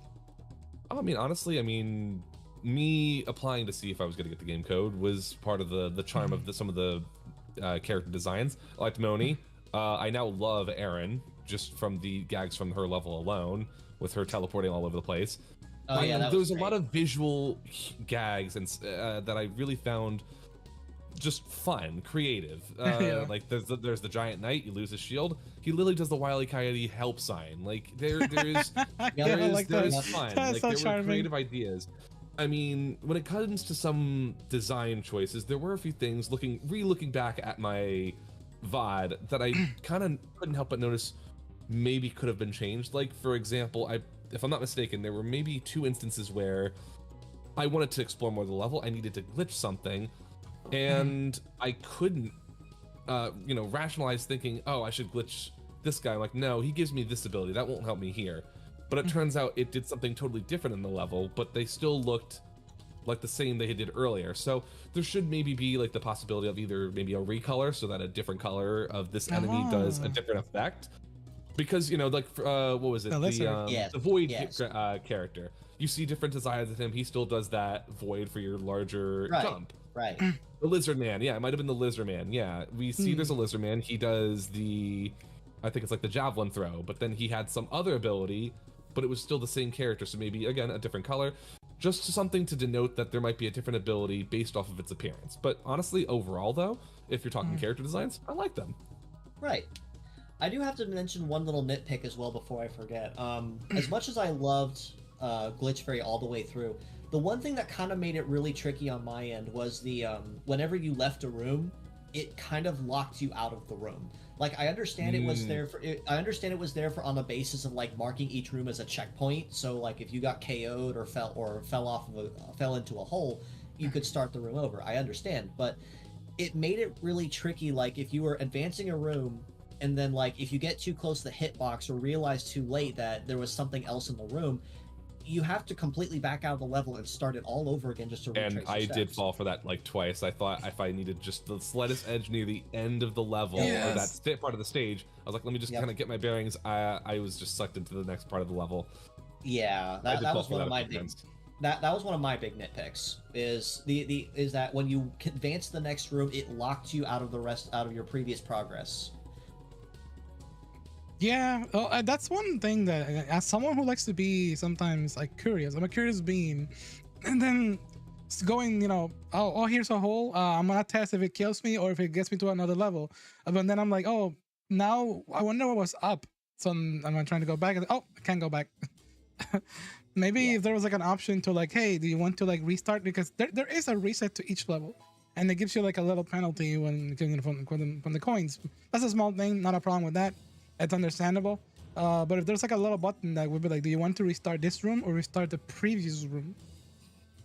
Like a warp point. something kind of like that, basically, kind of like a waypoint. At least at least a second waypoint. Maybe that's way too much to ask. Maybe that's bad because of an exploit, but not sure what's the design choice behind that. But that is something that is not really like game ranking at all, because every game has their own challenges. So I completely understand when I'm trying to design in there too. But for someone like me who wants to do the exploration part, yeah. Well, here's an idea possibly to kind of bounce off that. I was thinking suddenly on the idea of how Shovel Knight handled checkpoints. Is when you hit it, you had the ability either to take the checkpoint as a waypoint, if you died, or you could break the checkpoint and get extra money. But if you died, you lost the checkpoint. Like you forfeit it for the extra cash. So you kind of went all or nothing with it. But what I think would be really cool if they did, in the context of like Glitch Fairy, is figure every room that you complete is like a waypoint, and when you go to hit restart, kind of like what you were saying, is give them the option of like restarting the room or restarting the world, but only allow it up to the progress up to the last room you finished. So say for instance, if a level had 10 rooms, but you only got up to like room 4 and realized, oh wait, I missed something a couple rooms back, you could hit restart and then go back to your checkpoint in room 2 and start fresh from there forward. Also, speaking of the Shovel Knight checkpoint, something I did notice is they do have something a little like that with the gummy bears. Where more often than not, I found myself just going, I'd really like those coins. And yep, that was me with most of them. That was me with most of them. Almost always having lost half my health. Oh. Like, I want that money, it's a gamble. But it's a gamble at that point. You're asking yourself, would you rather have the money or would you rather have the life? I love me some good gambling mechanics in the game, though. Shovel Knight's a genius. Yeah, and you have to basically ask yourself, which is the greater value in this case, and you have to learn to live with the consequence if you choose poorly. Gold or glucose. I love that one. Greed or gluttony. Greed has not paid off. Greed, no, sometimes it does. What are you talking about? It means you haven't gambled enough. You know what they say, 99% of all gamblers back out before they pay out. Let's go gambling. Oh dang it. No. All right. So okay, wait. So I think that's pretty good when it comes to like the gameplay, the graphics. You all mentioned some really amazing points in there. Actually, you all mentioned way different points when I asked about the visuals and all that stuff. Fulls went with the levels, and Mary also went with like the initial like impression with character, not character, but like the overall like the style maybe, because you mentioned about the mini clips or something like that. And I haven't said my own piece on this. I guess to wrap that topic up, the topic of like the visual. When it comes to indie games, there's a lot of them that have very odd choice. The first thing that I think about like visuals and indies that I like is a lot of indies. Kura mentioned the pixel graphics. Yes, sometimes they go for like the opt-in for pixels, and I like some retro game graphics. This game also has like a vibe of kind of like a retro game, but it also has something that I subjectively really love, which is like one of the sources of inspiration, which is like Toho. And I also, I guess I'm just have a big heart. I have a big guilty pleasure for this kind of art style. There's a lot of soul put into it. It's not the usual standard like billion company design gacha character. It's something a little bit more simple. I may be biased, but it reminds me of like the OCs that I make, when I was very young. It's all personalized. They're handmade. Personalized. There we go. That's it feels a little more inspired that way. Yeah. I even compared it like there's a little character that looks like a witch on screen. I even compared it to one of my VTuber models, and on the past, which I cosplay. And this is just like Hexane. And it's like that's super cute, and I love it. So yeah, that's I was gonna say I would love to actually like ask the artist behind the game. I think it was Pierre, if I'm not mistaken. To just I would love to have Fools done in that art style along with like Mooney. Like I love that for a fun thumbnail. We already have a running gag every time I get to go to space.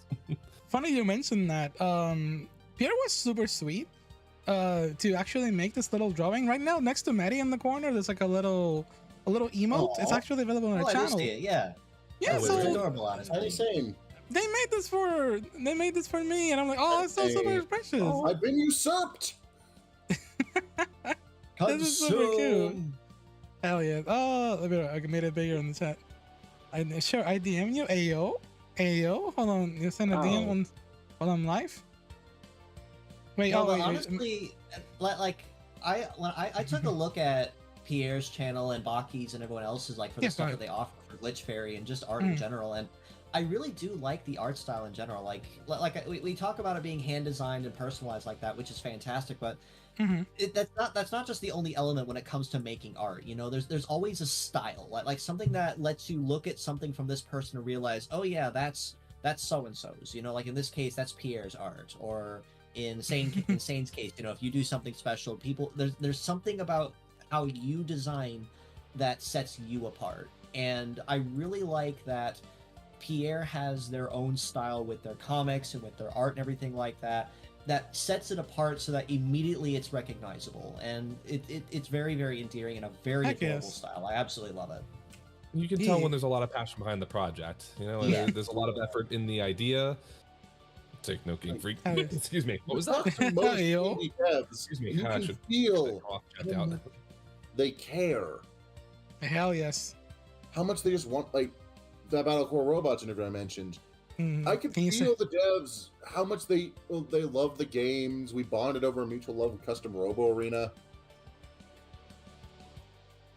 And like I assume it's the same here. Like if I got the chance to speak to the devs, I could tell just how much, like, I can already tell how much effort and love they put into the game, but even more so if I spoke to them, you know? Yeah. I mean, I know you're in the Princess chat, Chain but Gun. I do appreciate the chain gun. Life Heck needs yes. more Gatling guns. Life needs more princesses. Life needs more princesses with Gatling guns. Give pizza. Actually- Give Princess Pizza Gun. Daisy probably has one. Who was it? Daisy This, probably has at least 3. Let's be real. I think before the stream started, was it you? Who was it that said something like that about the characters? So before the stream started, on BC, I think one of you said something about that character. I think it was just that. I think it was like the we need more princess. Oh, that was with me. I guns. said any negative comments are null and void. We have a princess called Badassy who has a chain gun. I mean, that kind of settles all the arguments, like there, right there. Let's be Hell real. yes. Yeah. Yep. That's you know, that's just a perfect wrapper for that topic. I guess the last point that I want to mention, since it's been one of the highlights on the stream as well, I've been playing the OST in the background. I'm just so I can absorb it as well while chatting. And you let me all know, what do you all think about the soundtrack, just so we can cover all the bases really quick on this one. At it. Also, I was hoping to discuss one more indie game real quick after we finish discussing this. Oh no, we can keep talking about indie games, but right now to cover the glitchery topic, all the bases, like we talk about because there's one more point that is really big before we go into the story, because we're not gonna spoil too much. I'm gonna do I like the soundtrack. The soundtrack. What's the sound? Yeah. I don't think I've heard enough, sadly, to form an opinion. I like the boss theme. Oh yeah, it's nice. Like I said, I've only played 2 levels. I like that with the space levels, like the secret level area. Yes. Those they have like some. Oh my god, I was so locked in. That's probably my favorite attack. It's got that really nice lo-fi vibe, you know, like something that you could let just play in the background for like hours on end, and like you could tune in every now and then and mentally recognize it's something, but then you could tune it out just as easily for background noise. Like it's tough to make good themes like that, and I think the soundtrack did a really good job with all of its tracks of being something that you could just listen to and not even realize how much time passes. Yeah. I suppose that pretty much like wraps it up, fools. You got anything, or you feel like you need? No, I mean, like the space and the main Glitch Fairy theme are probably the ones that stick in my mind the most. Probably because I mean it's a nice jovial tune for the Glitch Fairy, and the space. Well, I spent a lot of time trying to avoid those cogs. Yep. Yeah. Yep. Yeah, I think I did a pretty good job on that level. I think maybe they were being humble, but I think the devs were very surprised of how well I did in that little space level. I thought, oh, this is my shit right here. I love this platforming. It's like I think I was at the last one, and I fell all the way back to the beginning, and I said I deserved everything. I tried the first one. Yeah, I did that with a lot of them too. and Oh, so realized I lucky. either had time to play a second level or I could spend an hour trying to get through this. I can have an entire game based like that, honestly. Just It's give like- me I'd like give me that. the mobility of Mega Man X, you know, with the dash and jump. I'm a sucker for like Mega Man like dash and jumping. They're like That's because just X-Men Yes. great dashing. This also The pretty Glitch good Fairy can dashing. dash, Moni can dash and jump. Dash jump. yeah, that's why I like it. Just give But me can that. they Hadouken?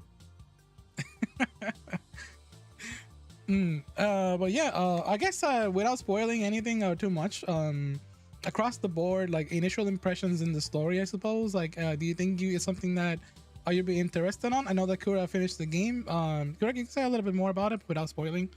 What do y'all think about so far? Is it a hook, or is you feel like you need more time to cook to get into the story?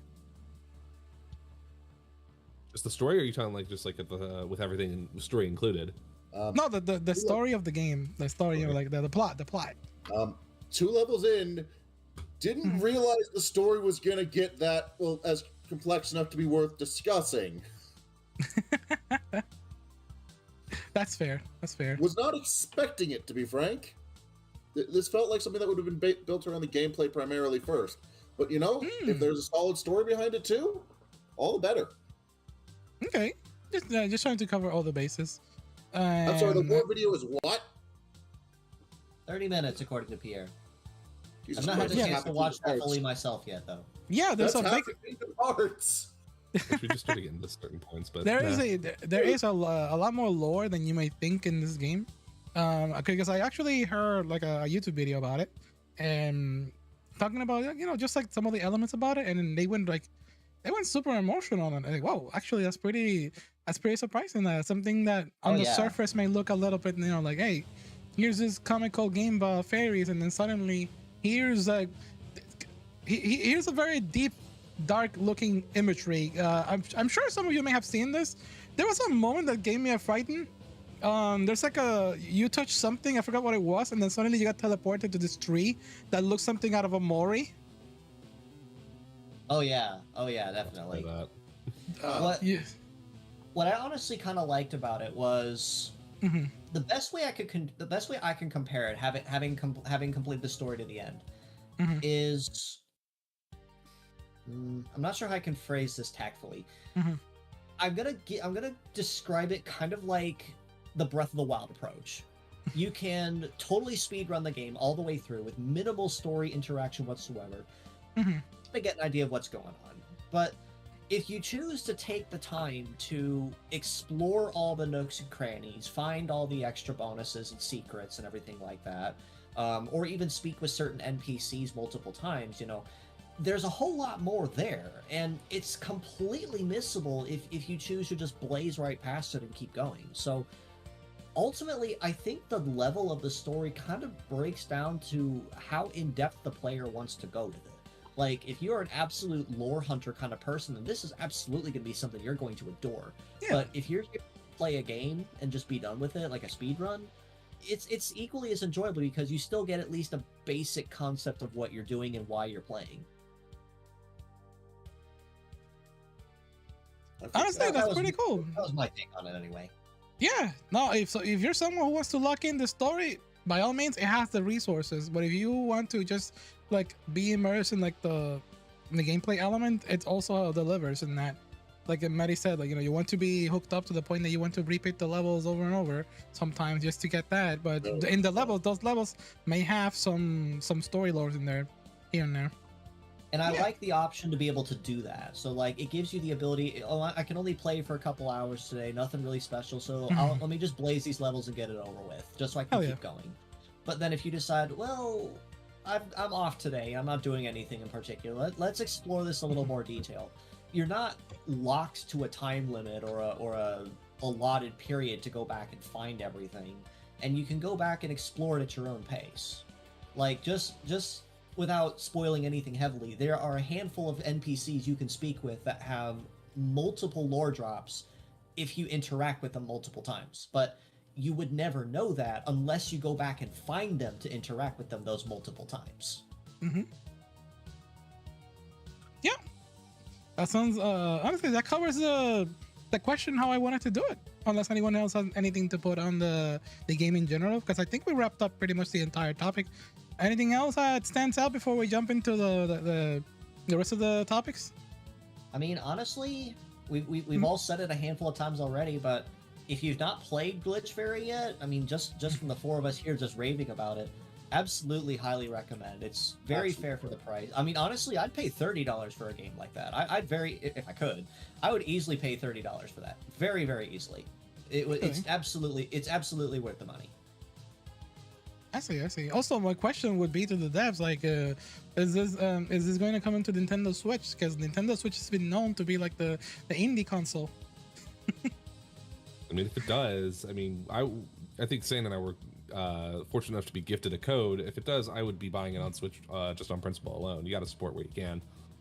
Plan to find a publisher. Absolutely. Definitely. Shoot for the stars, bud. Shoot for the stars. Hell yes. Yeah, money can go to space. Why can't you? Even a physical release. Yeah, exactly. Physical release, ayo. I know Limited Run does those occasionally. Yeah. If that's like a way to like do like a project, I probably give it my best shot. Gigabash. Gigabash? Not in I own, but like as in one of my all-time faves. Is that? Oh, okay. Hell yeah. Actually, Maddie, you were going to mention a topic of another indie game you wanted to talk about. So this would be a good segue. It would have come up during the better segue would have been during the iStyle thing, but we still had Glitch Fairy to discuss, quite a bit of Glitch Fairy to discuss. But so it's a game the devs reached out to me about that. So I was instantly taken by the art style. It's called Raka Wake 01. It only has the demo out, but it's an interesting visual novel that, well, it's a visual novel, but the art style instantly got me. It's the entire game looks like something you'd see sketched out in a high school notebook. Okay. Like the characters, someone cut out drawings from inside a composition notebook and is telling a story with them, and the soundtrack is actually what they built the whole game around. And so I just want to give that a shout out as well. Okay. What was the name of the game again? Raka, Rakka, Wake 01 suit. Raka. Let me see. Whoa. Oh. I don't think I found the right one. It's on not like that. Oh wow, Lizard Man. Lizard, oh boy. I'll just Hello, put it Yoshi. in the DMs. All right, come on. And Raka Wake. Oh, I should have completed the word. Wake. This one. Oh. Okay, I see what you mean. Oh, this is like, yeah, this screams like a very passionate like indie player like this. Oh, this is actually. Apparently, the dev team actually was mostly a composing team. They composed stuff for a Pokemon ROM hack previously, which let me grab the name. Pokemon Unbound, if you know what that is. I've heard of it. Yes, yes, I have seen around. I haven't touched it myself. I have very hot takes when it comes to like a lot of ROM hacks. I like them, but in general, it's like if the quality of life, I don't mind the story or elements like that, but if the quality of life in the game suddenly like just burst out into glitching mode, it's like that's a kill break for me. That's a kill switch instantly from my game experience. That's a good way to put it. Yeah. Anyway, this is one I've been watching intently and chatting with the devs on. Okay. I really want to see where it goes. Thank you for bringing it up. Just like that's something that actually I may look on this trailer later and all that stuff. Any other indie game that stands out that you'll want to give a shout out to? Well, I mentioned Gigabash. That one's really solid. Gigabyte? Gigabash. It's remember those old mid-2000 Godzilla fighting games? Yeah. Okay. It's that as well. Original Kaiju. Yo. And also Godzilla because they got the license. Okay. Yo. Okay. Oh my god. Clear Kaiju. Clear as hell. Oh yeah. Like, it's a very, very good game. And I want to give that a shout out. There was one more, but I can't recall it off the top of my head. Oh, right. Ina Dream Barbecue. That just came out too. In a dream. In a dream. Yeah, I think the only real one I can highlight is the one I mentioned earlier with Sea of Greed, because Sea of even though Greed. they only have okay. even though they only have a playtest and a dev build, like a very small demo dev build Okay. out right now, that's easily like a 30 minute to an hour stream, just kind of playing around and just kind of seeing what they were wanting to play around with and explore and test out. And like I said, the devs were super nice. They hung out with me in my stream when I went and played it. Definitely recommend. And if you guys want to try it, like I said, I have them both put away. I can pass those along to you in DMs later. Okay. All And right. what about you fools? Are you a player? Are you a player? Are you a player of like indie? Am I a player, huh? Are you a gamer of indie Well. games? Hey yo. Okay, hold on. Are you indie games? What brings you? What do you fancy? I haven't really been keeping up with anything too recent, but I mean, I can always easily recommend games like Cuphead or I love A Hat in Time. Oh, you yeah. know, Also a good oh my one. goodness. Definitely good Excellent. ones. Yeah. You know Definitely what? Speaking very of, good choices. I can't believe we went this entire stream. We mentioned Among Us, we mentioned memes, but we didn't even mention like there's a freaking new Deltarune Chapter 3 and 4 just dropped in the Nintendo Oh, yeah. Direct. Oh yeah. God. Yes. I'm open. I'm excited for it because I've been interested in waiting what they're gonna do, because Chapter 1 was already pretty solid alone, and then Toby obviously went 1,000,000% higher and harder on Chapter 2 in a whole lot of ways he didn't have to, but he did, and I think it obviously pays off. So This I'm freaking interested trailer. in it. I was out of all things about the Nintendo Direct, seeing, because oh my god, speaking of Nintendo Direct, that's like the biggest topic of the week. We mentioned this at the beginning, but holy hell. yeah. I was thinking, it's 60 minutes of Nintendo stuff happening, but they said it was gonna be on Switch too. I thought for a minute that it's gonna be like, oh, here's 40 minutes of us touching the Nintendo Switch 2 Joy-Cons and talking about nonsense and yawn fest, and maybe like two Yeah. games, like a new Mario and maybe the Mario Kart that we already showed. No, it was a whole blown like presentation they- of Nintendo Switch 2 games that are going to be yeah, available like back They to pulled back. out all the stop. Yeah, they pulled out all the stops for that Direct. I'm just saying, I'm like actually they crammed a bunch of stuff in an hour. Yeah. genuinely hyped for mouse mode. Mouse mode. Yeah, that's definitely gonna be interesting. I want to see what people do with that. Oh, the They mouse, get- the controller, the mouse. Yeah, Yeah. the mouse function on it. I Okay. should go back and let me go back and In find that theory, list you real could quick of what I put. down Probably on it. do that with a Joy-Con now, but the gyroscope's always been a bit fucky. Let's see. Yeah. Okay. Oh my gosh. But Let's oh my gosh. Deltarune, the sudden drop. It's like, I don't think this is, this is like the one odd game I feel Deltarune, because of all the games, like, how do I even say this into words? I mean, I hope I'm coming out clear. Deltarune isn't even like a Switch 2 exclusive kind of game. And somehow Toby Fox managed to like, hey, I'm gonna use my Toby Fox powers and just like dive into this Nintendo Direct out of nowhere. And like, Well, hey, let's be yo. real, and let's be real, like, and he did it in such a way that is absolutely in character. Like we joked around, like, you guys remember when they first announced Sans in Smash Bros. Ultimate as the Mii as the Mii Gunner again, and it absolutely drove the internet wild. Like they're freaking out.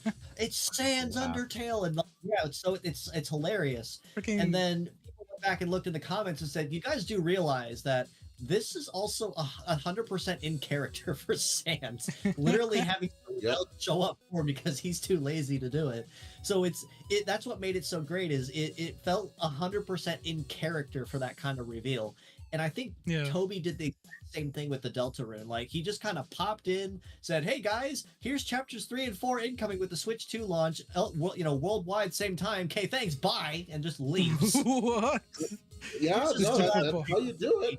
Just drop the biggest bomb in there. Speaking of bomb, like I know indie games, Hollow Knight, Silksong, also appearing in I've Nintendo heard Direct. about that one. I still need I've to heard beat a lot the about original. Silksong. Like, I have Hollow Knight. I've never played it, but I've had friends literally crying to me saying that they wish about Silksong. And I'm thinking to myself, I could name at least 4 or 5 people that are probably crying right now at hearing that it's finally getting released. Yeah. I assume Not a that moment they too did soon the after same that about first direct. I haven't played Hollow Knight. I have a copy, but I just never had the time. Yeah. I assume that the people waiting for Silk Song felt the same I did when a Metroid Prime 4 trailer played.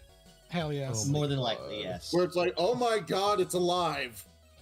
Yeah, exactly. The promised time! Nintendo can't ignore Metroid anymore. Dread did amazing.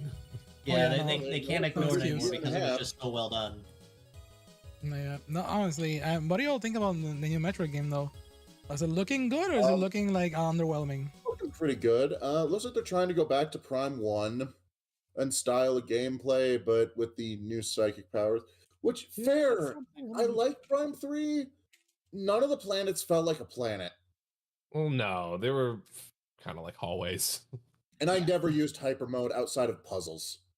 Yeah, because I mean, it's a crutch. It's a crutch. It It's a makes it crutch, too and easy. at the end of the day, I feel I can do better with just a bit of patience. Yeah, Yeah. no, Okay. I can see that, but no, I'm excited for Prime 4. new I suit mean, I have design? to. Sick. The Yeah. suit, I like the suit. That's so I mean, dope. out of all their Absolutely. suits, though, I think the worst was the Absolutely It's hot. sick. I love it. I think it's Regrettably, Mhm. regrettably, I kind of wish I got into the Metroid series, but unfortunately, I never did. It was one of those ones where I just kind of followed up on and just kind of kept an ear to the ground on more than anything else. I heard Dread did really well, and I was happy that it did well, but it just never really hit it for me. All I'm right. not really a big fan of first-person games like that all that much. Have you tried trying again? Kidding, Also, kidding. Dread was the That's first true. person. I will say something. I'm looking at yeah, the suit. Dread was the 2D. Or the, right. Well, I was thinking of the 3D ones, yeah, but Oh, Okay. Prime games. Okay, well, that's totally fair. I can. Like, understand. mind you, Yeah. like I love the series. The first time I played the Metroid Prime games, I was reduced to a whimpering mess on the floor whenever a Metroid latched onto my face. For I am powered. Oh snap! look at me I now. got through those areas with the morph ball and liberal application of bombs.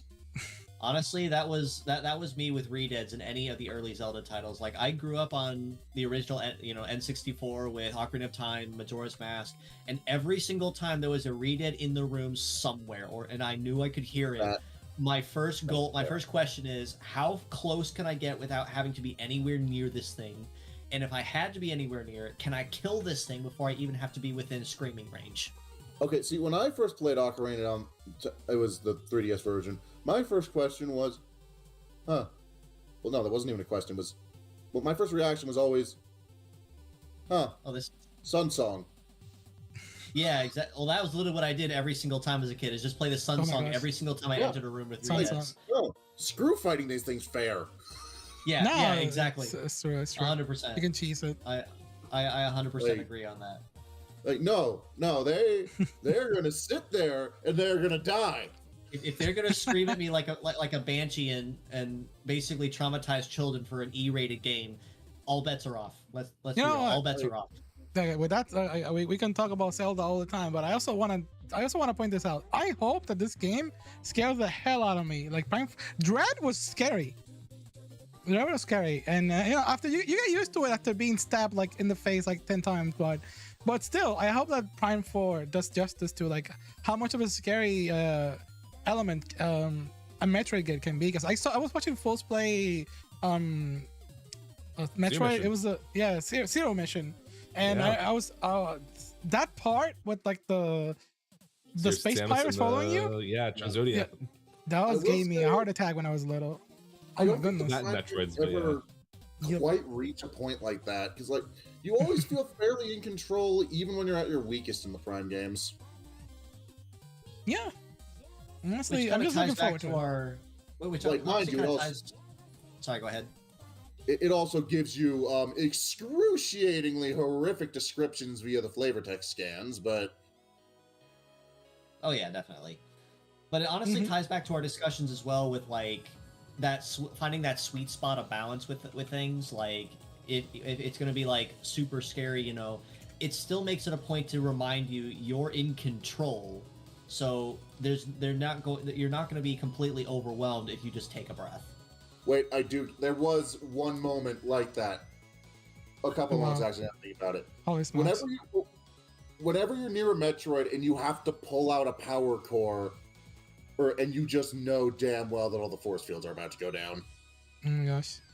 And also just the Valhalla from Prime 3. God, I hate the Valhalla. Oh, it's If you okay. play Everyone Tron did. 3, Mhm. you know it. What I mean. Oh, I know what you mean. Okay. I also want to go really quick over the topics just to like speed run through the direct. Cora gave us a list. I'm gonna read the ones that seem like points of interest for the most. I suppose the more natural progression is in the very top. Everybody gives your quick impressions on the new Mario Kart game. What do y'all think about that? If you are interested in Mario Kart at all. So my first question is why? Wait, That's a valid question. Why? That's a valid Why question. making Kart Elaborate, Racer please. open world? I'm kind of in the same vein though. Like on one hand, I'm interested Chat, what do you in think? how they're going. I'm interested in how they're going to pull it off. Like because it sounds like they kind of figured it out. But the thing with racing games is racing in an enclosed area. So unless there is a way that you can manually toggle races at any given point, it feels like they're just going to kind of give us an open world and said, all right, there's courses designated at these points. You can race on them or you don't. It's okay. Go have fun. Bye. Pretty much. Like, it just sounds like, oh, you're gonna have races, but there's gonna be races in between those races. Yeah, Well, exactly. do you think that has anything to do with the fact that we have 24-player Grand Prix, though? Like, they Okay. have to expand on that if they want to have that many Oh, yeah. players. Yeah, and I think they even highlighted specifically and explicitly that it is the biggest in the series history as far as Grand Prix are concerned. Because 8 and 8 Deluxe only capped at, what, 12? Yeah, 12. Yeah, so I this feel is bad definitely for going to be a new step. fans. Yeah, it seems like a big. It seems honestly, it seems a little ambitious for the standard Mario Kart. Oh, yeah, definitely Genocide made ambitious. it. Genocide made it in the chat saying you can toggle tracks for multiplayer races, or so I've heard. Actually, speaking about that, not long before the stream, I was looking on Twitter. Someone was like showing a like a little demo that people were playing. Like there are so many like outfits and characters in this damn game. Oh, yeah. Oh, that's That- where I said why. It's like, oh, hey, the cow's here from Moo Meadows. That's funny. Is that the cow. skullfish? And Oh, Oh I- my gosh! Okay. Wow, but what when a can I little play? let everyone in here. Okay. They just hold put on. anything on a go kart. Okay, so comment on that. I have to find a meme that showed up in my feed earlier today, and it's gonna make all of you laugh who know exactly where it came from. But I have to ask you, as I put this in our DMs, is it wrong? Hang on. Is it wrong? I'll Ah. I'll let Sane decide if that's something worth putting up there. But but is it wrong? God. That's my question. You have ended our burgeoning friendship with this meme. I just want you to know that. Hold on. let me see. Do what now? Uh, I didn't Come catch it. on, Barnyard. Is it wrong though? Is it no, wrong? but I don't want it to be right. No, because here's why it's wrong. It should be Cowman and Rat Boy. The Cowman. Nickelodeon's Barnyard, the original party animals. Oh my gosh. That show was an acid trip. Let's be real. But if you The remember what the actors did had to not go Nickelodeon through with it, you'd show. understand exactly why it was an acid trip. Yeah, speaking of acid trip, I thought I was tripping when I saw this. Look at this picture. I made this tweet. For some reason, it got suppressed by the damn algo. Anyways, the whole thing is like, you thought it was absurd to put a baby in a go-kart. Now they're just putting anything in it. Yeah, they put a fucking definitely. dolphin. It's not even touching the steering I mean, wheel. okay. They put a dolphin on a go-kart Hold before they on. put a fucking Delfino Islander on a go-kart. Yeah, Yeah, that real was in the girls. I mean, trailer. can we really scrutinize this from Nintendo when we've had, you I know, want to play as a Boo Chuckster. in Mario Party where he has foot races, or when we had Just Goomba imagine if and they Mario made- Super Sluggers. Goombas don't have hands. Just Like, imagine Google if they made just imagine they made a Chuckster an actual driver, but they also gave every character like a unique skill. The Chuckster would literally just be jumping out of his cart to just yeet somebody 50 feet behind him. Yeah, no, you're just getting tailgated, and you just hear, "Hey, I'm a Chuckster. See, I found this picture. I Ooh, wonder if it's real. They put the cactus. What They put the cactus. You know, at least the dolphin Poppy. has the flip it now. Yeah, and then they put the Okay, snowman. okay. Now the real question: are they gonna put Lego Mario on one of these? They just put at it. If I it wouldn't be exists in shocked. Mario game, Like, I I'm know not Lego shocked. Sonic's already made his way into some of the games. this is gonna sound a little lame, but you know what I want them to put? I want them to What? put 8-bit Mario. Like a character Oh, I that just could moves see like it. in a very funny way, like a frame by frame, doing like gestures and reactions. If you do that, And like on an but Excite make bike. it the Actually- Mario Bros. Yeah, slide. that would look really awesome. Actually- it's a genius actually- idea. Sane, I'll do you one better. Do you know about the Paul secrets in Anton Blast? Paul, no. Okay, I don't- so basically what Summit Sphere did with Anton Blast, and I loved him for this. Mhm. Another very highly recommended indie, by the way. Absolutely recommend, especially if you like Pizza Tower. But the really funny thing they did with Anton Blast is in every level there is a secret Paul that you can find. And if you can find all 12 Pauls, you can unlock Paul as a playable character, which is a nod to the earlier games of Anton Ball. So it was really, really neat. But what was funny about it is if you do unlock Paul as a playable character, it literally is just an overlay over Anton. So if you played Anton, you can play Paul pretty easily. But he's like 40% faster. But the big charm to it is he has no sprites. It's literally just the one sprite of Paul and nothing else. That's Now incredible. imagine if That's funny. now imagine if they did that with 8-bit Mario. It's just one sprite of 8-bit Mario sitting on a bike. No special effects, no nothing, just a regular plain old 8-bit sprite. I would I mean, legitimately pick a character that's just that's just a textured model T-posing the entire race that doesn't even have lighting effects. Oh yeah, just a regular nothing special. It's like, what can we do to make this character flashy? Make it 8-bit pixel, make it do absolutely nothing. You want a bike on a bike. Imagine they can put anything in the game at this point. Oh, Yeah, that exactly. I love this reminds me of my picture of favorite DK. joke about Fire Emblem. Why is our dragon riding another dragon? Ayo. Because I'm a master tactician.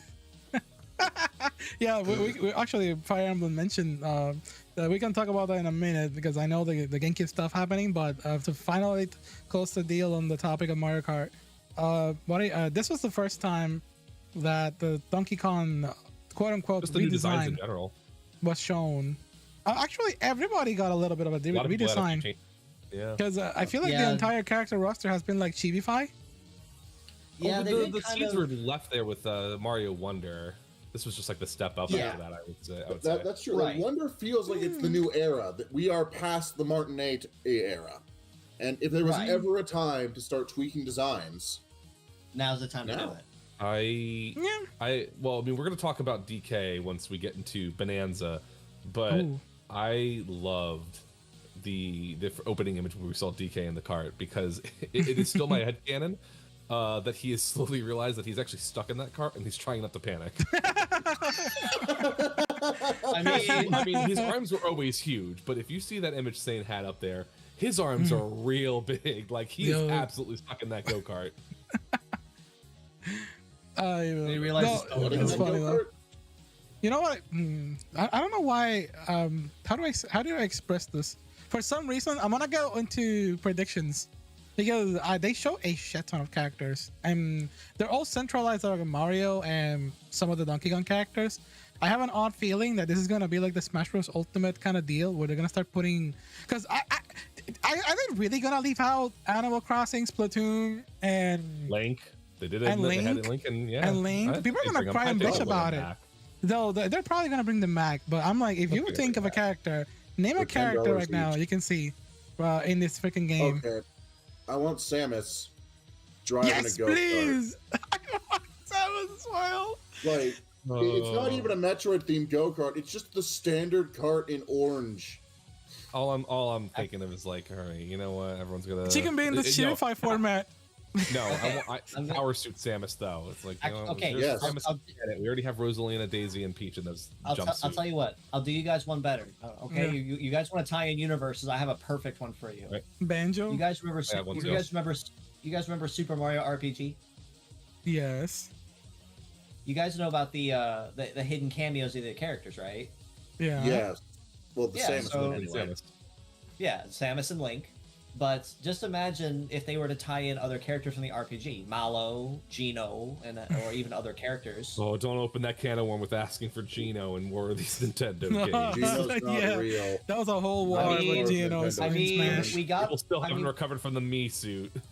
I mean, we got to see Gino come back in the remake of the RPG, so I wouldn't say it's all right. bad. Yeah. But that's because he was in the base game. Why would they Bike, remove that? motorcycle, Zero Suit Samus with like a little Metroid bike. That would be really cute though. That's a good idea.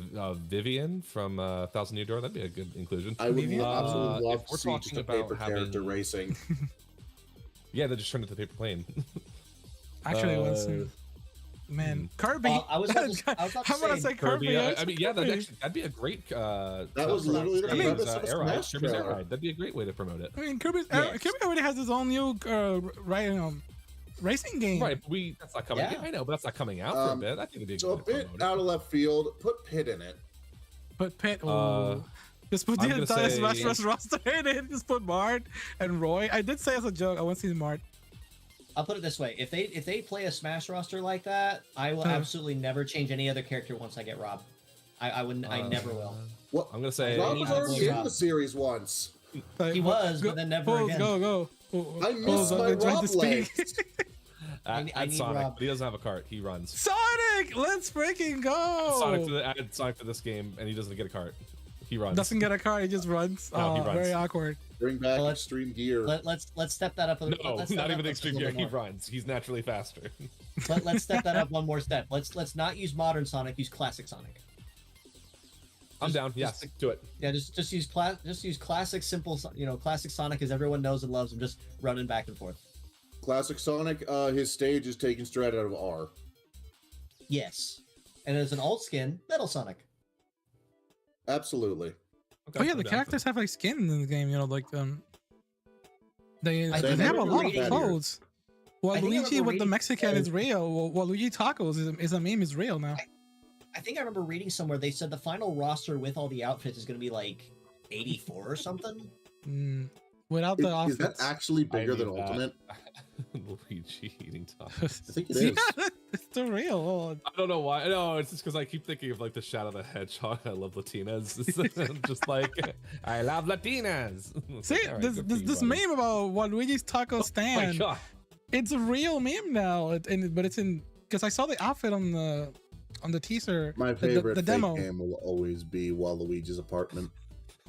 Actually, one of my favorite memes, and it makes me remember the sombrero. It was the teaser image of Sonic the Hedgehog 4, Episode 1.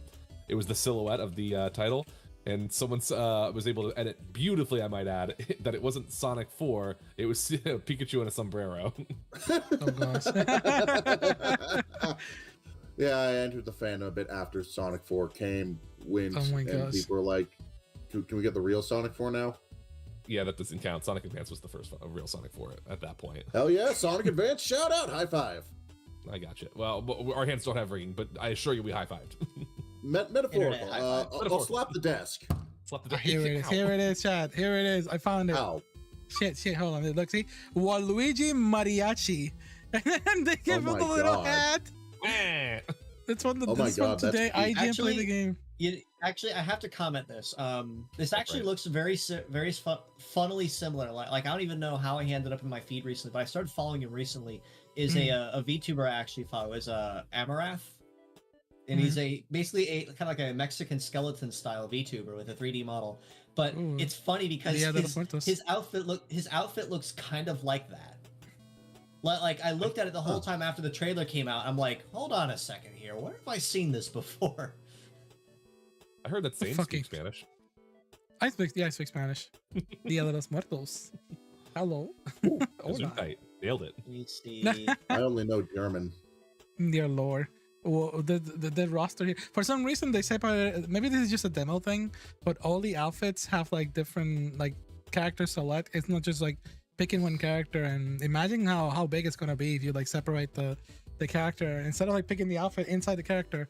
It's all Okay, separated into a spreadsheet. So I'm sure we're going to cover more about this game and others, but my follow-up question is, what would anyone want to see in terms of an alternate costume for any of the characters that we know is confirmed? Huh. Alternate Oh snap! because I already know my first one, Meowser. I want Meowser. Meow. You know, that's fair. That's Meowser. fair. I really I think can't I say want some- honestly. I want something with dry bones, but I'm not sure who, so I'm just gonna say Boshi. Boshi. Boshi would be a good one. That'd be cool. Yeah, that's really good. That's a good one.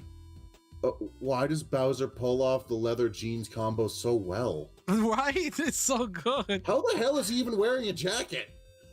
I don't know, but I think Chibi That's an Doki's excellent foaming out question. the mouth somewhere. Hey, same here. Chibidoki's a poser. Listen. If we're foaming at the mouth over Bowser, I totally get it, and I am on that train. Dr. Mario? That's a good one, though. Dr. Mario's a good choice. Lucas mentions in the chat as well. It says, "You know what I love? Rosalina and Pauline are side by side with matching poses on the roster screen, and there's fan art of them holding hands behind the screen." Cool. Aw. They've never met. And That they're we know roommates. of. No, look at that. That's pretty, actually but really I yeah. cute. want more Kongs. Give me Chunky Kong. Chunky Yes. Kong. Yeah, actually, Chunky Chunky. Kong was a character in 2 games. Right? 2, 3. How many Mario Karts have Chunky Kong have been a part of? Chunky? No, you're probably thinking about Funky I was Kong. gonna say Funky Kong. Oh, Funky! No, Funky. Chunky Kong Yeah, from. Chunky. Oh, from- you from want Chunky. 64. Chunky. He was You like want he was the orangutan-looking dude, I think. Okay. Yeah. No, he was the big. That's lanky. Oh yeah, orangutan the was one that's lanky. dead. The one that's dead. Okay. Oh, One that's- And I would this love a is WarioWare Chunky. outfit. He's dead. he is dead tragically. He's passed. Just give us Lanky at that point. I mean, Diddy is also. Wait, did we even see Diddy Have we had a confirmed? WarioWare outfit confirmed? It's gotta be Diddy's gotta be. They should. WarioWare? I mean, that should be Wario like the most obvious thing in Yeah, the and, world. and give him his bike. Yeah, but like they've been really, really consistent about keeping in the 2 iterations of Wario separate. I mean, there's a redneck Wario. The Wario. Redneck Wario's in the little corner. Wario. It's crazy. Wario Man, obviously. Oh my god! I'm just. Anyways, we can keep like. Gosh, I guess I didn't mention like what outfit I would like to answer false. Something somewhat realistic that I kind of want to see. I suppose. I think I know your answer. Huh?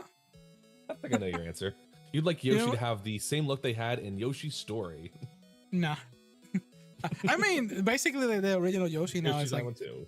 it starts from there. If anything, just give me like OG Yoshi, like the long neck, the long back. Give Orange- it orange give it hands? actual limbs. They Give me a cutefy Drew, Yoshi Cosby over time. Toad. But Dr. Mario sounds really cool. I guess I don't know. Like, I can't really think too much. Can't really think about. Maybe I'm having an extremely brain moment, but there's so many fits already that exist because they even give like Kim Boo like a little mustache and a top hat. I'm like I can't even joke about that because it already exists. A little chef hat already exists in one of the characters, and it's like that's crazy. Also, thank you for the follow, John. Welcome in.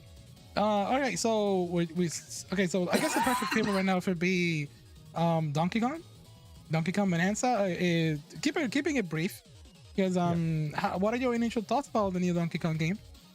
The fact that they're bringing back the Kong at all, especially in like a 3-day, like we haven't seen that since 64, if I'm not right. Like that's wild, crazy. Yeah. In fact, I'm interested in seeing where it's going to be I going. haven't Like actually seen the trailer. they showcased a lot of really unique stuff. Like it's kind of obvious that Nintendo's going to be really pushing for a lot of open world going forward. But being completely honest, out of all the games so far that have gone open world or attempted open world, I'm kind of shocked that Donkey Kong was not one of the first thought choices. Like he lives in a jungle. His prized possession are bananas. Like you'd think if anyone would be going for the open world jungle exploration, it would be Donkey Kong. Yep. I am a little concerned that too much is going to be open world because, like, sometimes I want a good platformer. I mean, Donkey Kong already had like 2, one on the Wii and one on the Wii U. Tropical Freeze Yes. and Couple Returns. freeze and Yeah. returns. Mhm. Yeah. Which Like, is no, you're absolutely right that an open world Donkey Kong makes a hell of a lot more Oh, sense yeah, than yeah. Mario Kart.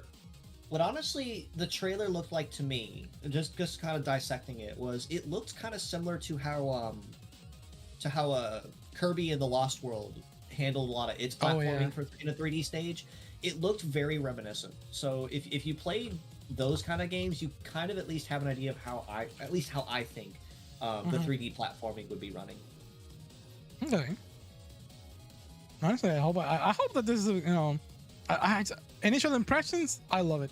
I'm not gonna be a hater of the new Donkey Kong design. I know they kind of like made it a little bit more cute, and they removed like the rare kind of like harsh expression that they have. Because I noticed like especially on like the eyebrows. That's what I heard too. That's what I heard too. Is apparently the rumor floating around is they wanted to redesign DK as well to kind of fade out the rare design, so it looked more unique, more friendly. Honestly, more friendly. It's a little bit more welcoming for more people. The rare design, but I'm not overly broken up about it because like it's Donkey Kong. He's never really been one of my favorites. He's just kind of there. This is almost He's like very much there. He's a character I respect. Of like the classic Donkey Kong. Yeah. And I also Donkey Kong respect Jr. that time he beat the crap out of Little Max. Speaking of, can we get a new Punch Out? Hell yeah. Honestly, I like this. I like this idea, and I'm not. Maybe on Mario Kart at first I was a little scared, but looking at Bonanza, ooh, okay, I'm down with this. It's pretty cool. I'm game for it. Yeah, and the game world and everything looks cute. They show an evil monkey that looked pretty awesome. They show a hot monkey woman, which also looked really hot. So I'm like, okay, I'm down for this game. They show like other OCs in their game, and they're pretty good. Someone says, yeah, Donkey Kong did face off against Little Mac before Smash 4. Oh yeah, I did forget that he guessed it in a Punch Out. Punch Out Wii, I'd say it's a hidden gem, but I think most people know it's pretty good by this point. It's amazing. I freaking love Punch Out Wii. One of these days, I need to do a stream because like I don't just have Wii. I have a legit copy of Doc Lewis's. I've never beaten him. That's a rare gem, by the way. If you downloaded that on your Wii, it's very rare. My Wii U, but yeah, no, I got it when Club Nintendo was shutting down and they put everything back up on the rewards page. Ooh, interesting. What about you, fools? Any thoughts on the Donkey Kong stuff?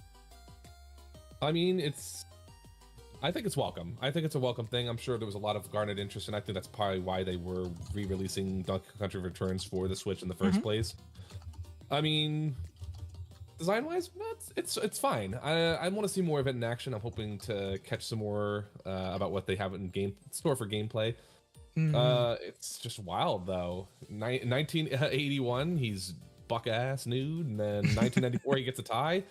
He doesn't get a single new piece of clothing. He gets pants here in 2025, so we might see a full suit. We might see a full suit by 2050. Pants? It kind of feels like Banjo now. It's pants. Bonanza, but by 2050 he'll have a full-out suit. I hope so anyway. It's missing a little back of the bird.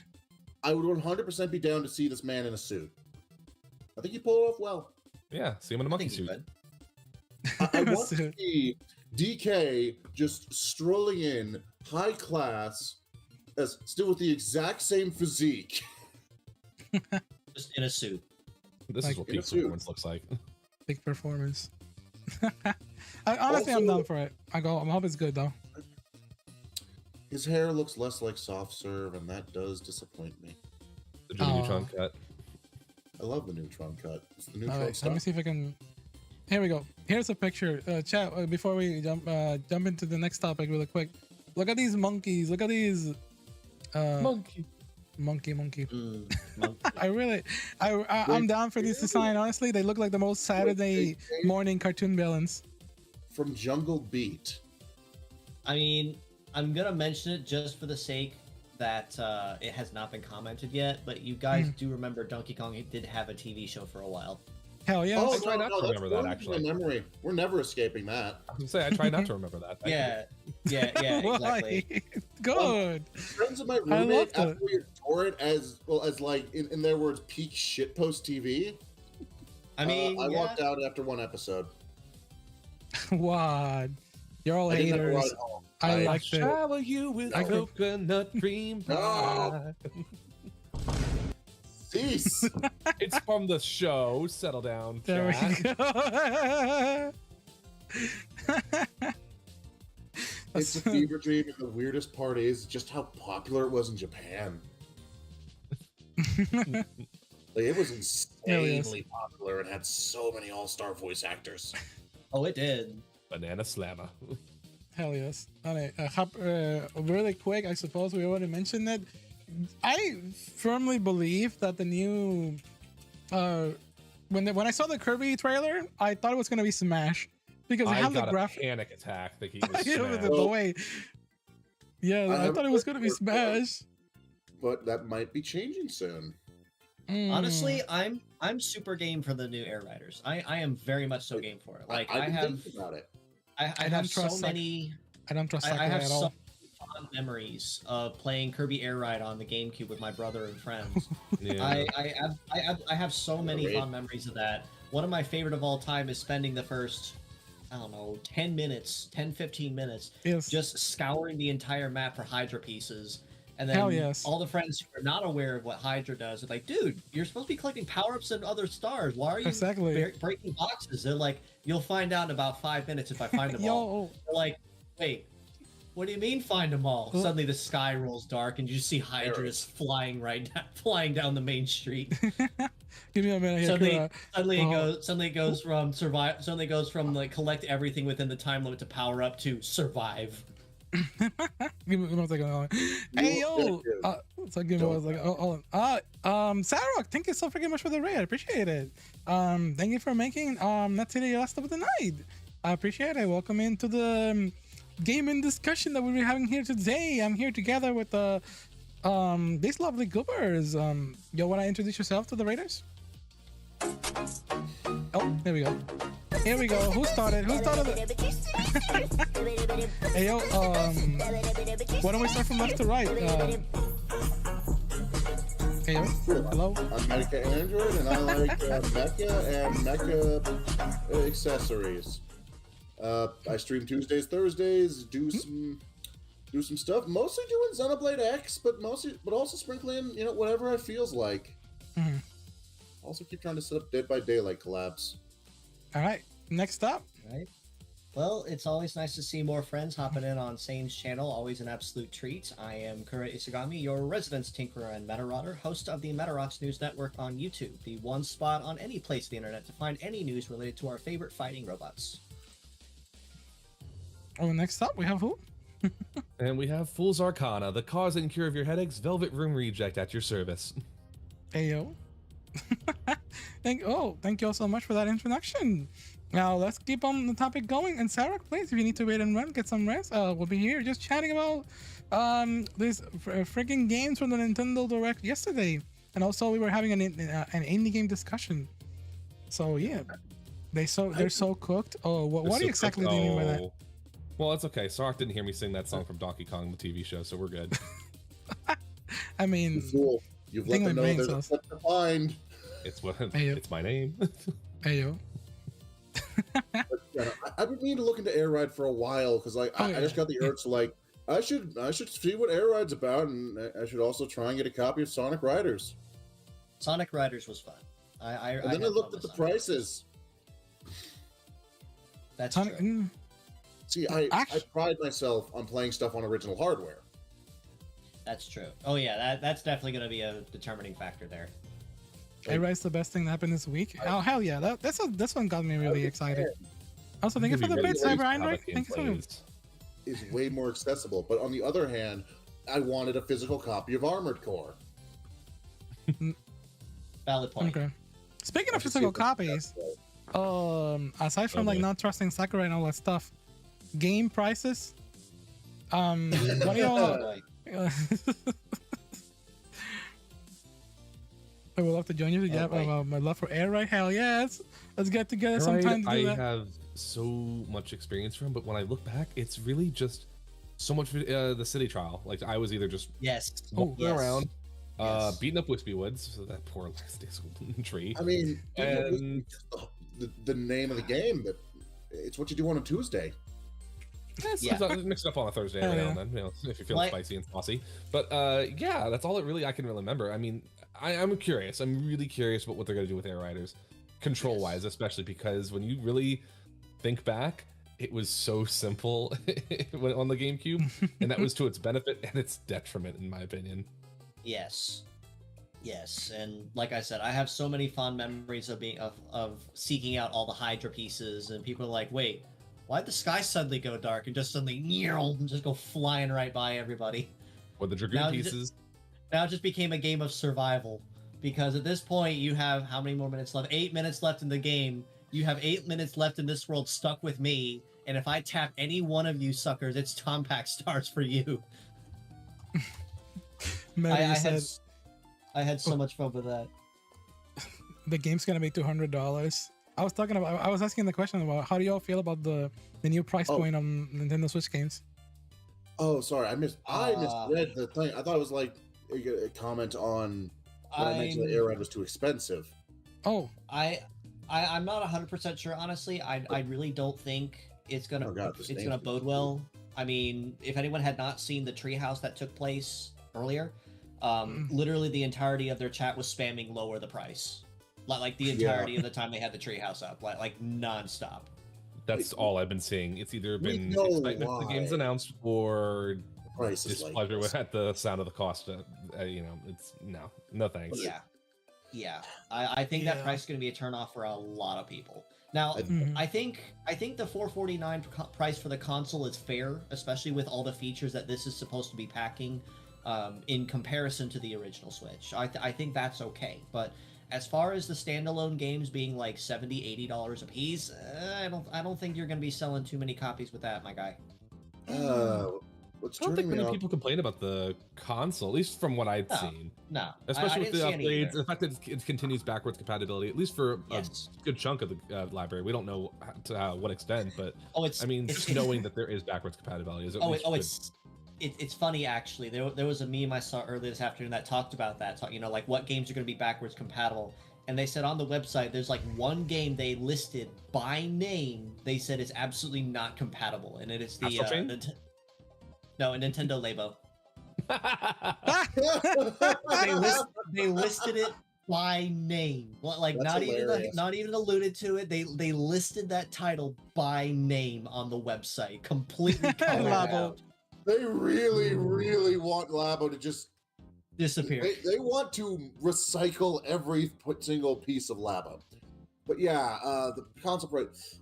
What's keeping me from jumping on it? Well, aside from no job, which is valid. The fact that from what I read, the Japanese price is about $100 less than the U.S. price. Because the yen is really, really weak right now. Like, stupidly weak. Among other reasons. Yeah. Oh my goodness gracious. No, it seems steep for the most, but when you look at how do I even put this? Games are unacceptable. I guess this mostly applies to like AAA games, which is why we were talking about matching the topics of like indie games. I don't feel like this is going to be targeting everything in the market. I think it's going to be mostly for like the AAA first party stuff for the most. It seems to just be the first party stuff because a lot of AAA games that have Switch 2 ports announced, like I meant Street Fighter 6, are $60. Physical $90. It probably will be first party stuff exclusively. Tears of the Kingdom. Y'all keep talking. I need to go to the restroom real quick. Hard, and now Nintendo thinks that they can just get away with this. Yeah, that honestly does. I wouldn't be shocked, honestly. Like if that be the case, where it's only first party, like you said, that have that massive price spike, and it's going to be all the third parties that are kind of going the regular price. But and the worst part is, Tears sold so much because of the voucher deal, not because that many people were actually willing to accept $80 for a game. Yes, which is true. I think what really hits that final nail in the coffin is it's Nintendo. Nintendo takes forever, if they ever do, with any price drops or sales. And they're, especially with their primary IPs, Mario, Zelda, you almost never see those things drop in price. They keep it at base. They're waiting for ARMS to drop in price. I mean, exactly like that. Like if it's one of their main IPs or like something, it's bad. It's real bad. I don't think I've ever seen Mario Kart 8 drop below $60 at all. No.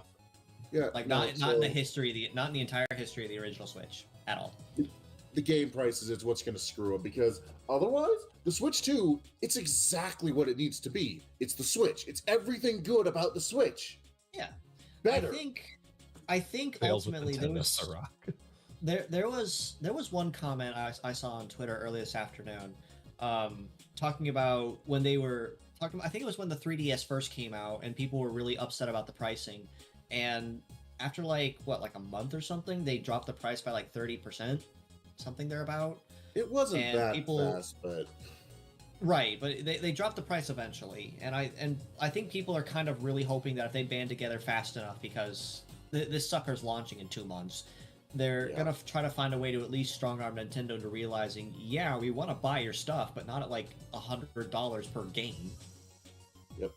Also, I do remember the 3DS. They also one of the things Nintendo did to try to get early adopters. They were handing out free GBA games. Oh, the ambassador accounts. Yeah, I'm There we so go. mad I missed that. But I'm so mad I missed that. I 3DS would have is- loved to have Fusion on my 3DS. I had someone jailbreak my 3DS last week, so Has anyone ever had their 3DS jailbreak? It's apparently very easy to do. apparently, I experimented with it. I don't know. I got to play Kid Icarus again for the first time in years since I lost that game. So I experimented with it early on. Kid Icarus mentioned. Kid Icarus Yeah, I experimented with jailbreaking with Homebrew initially years ago, but I only was able to keep it up long enough before they patched it out, because unfortunately the 3DSs were region locked and nobody liked that, because I had physical copies of Medarot 9, which was Japan only, which meant an EN system wouldn't play it. So eventually I ended up actually ordering a Japanese 3DS, and I still actually have it.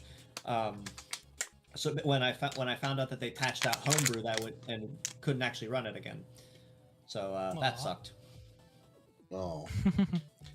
Yeah, I need to get my hands on a Japanese PS1. I got a copy of Gao Ga Garble, Arcaded Numbers, that even with some Actually- external equipment, I can't get running on my PS1. You know, for some reason, I can actually see finally Kid Icarus Uprising being ported, and maybe you can use like that mouse thing that they talk about. I was thinking Oh, about yeah. that earlier today, but I don't want a port. I want a sequel. Yeah, I mean, if they make a sequel, they don't need that little feature. But I think what's holding back Uprising from being ported is that controller, that janky ass controller they had in there. Yeah, No one I used heard, that. I heard Uprising was kind of janky for that. I love it. It's one of my favorite games. Literally my favorite game, honestly, on 3DS, no doubt. It's I just changed the controllers. I didn't use the touch bar. I used the buttons. Yeah, I didn't use the buttons. I used the stylus. Yeah, that's the reason why. comment. Ray makes a good comment here. It says, with Sakurai on Air Riders, it may be a while, and you know he wants to work on everything directly. I mean, I'm that's just fair, but amazed they let's got be him back. real. But yeah, let's be real. With Yeah. the legend that he is, it's in good hands. It's in very good hands, especially since Kirby is his boy. Yes. Aw. Honestly, wow, we covered a lot of bases. I'm wondering if there's anything else aside from like the. No, I think that was pretty much it for the most. Anyone want to touch about any topics that we might have been? I mean, unless we important want on to the talk about, the features of the Switch 2 itself, or just briefly touch on any of the games they talked about, which is of course. Yeah, I'm trying to honestly- look through. A lot of this is like re-releases or coming to a Yeah. bargain bin near you, EA Sports. Yeah, let's just say, Yeah, like, that doesn't need to be talked. I'm looking at the Oh list. man, I looked at remember it. being alive during the like- golden age of shovelware. yeah, I mean, Gold like Dust. a lot of the Golden games. Age. How about Golden Eye? That's apparently that was a thing. Yeah, I mean, a lot of the games. Just Oh, yeah. looking at what's going to be released on Switch 2 is. I mean, if we want to talk about it, absolutely. We touched a lot of these as well. For instance, Hollow Knight Silk Song we talked about. Yeah. Made a couple comments on others as well. There was a couple new ones that are incoming, like Hades 2 or. Yep. That's already been. It's not news. A lot of those are not No, news. Right. But as far as Switch 2 launch is concerned, but I Mhm. think the really big selling point of the Direct was mostly just talking about what the Switch 2 itself can do, and I think that was the big selling point. Is The talking Discord about feature.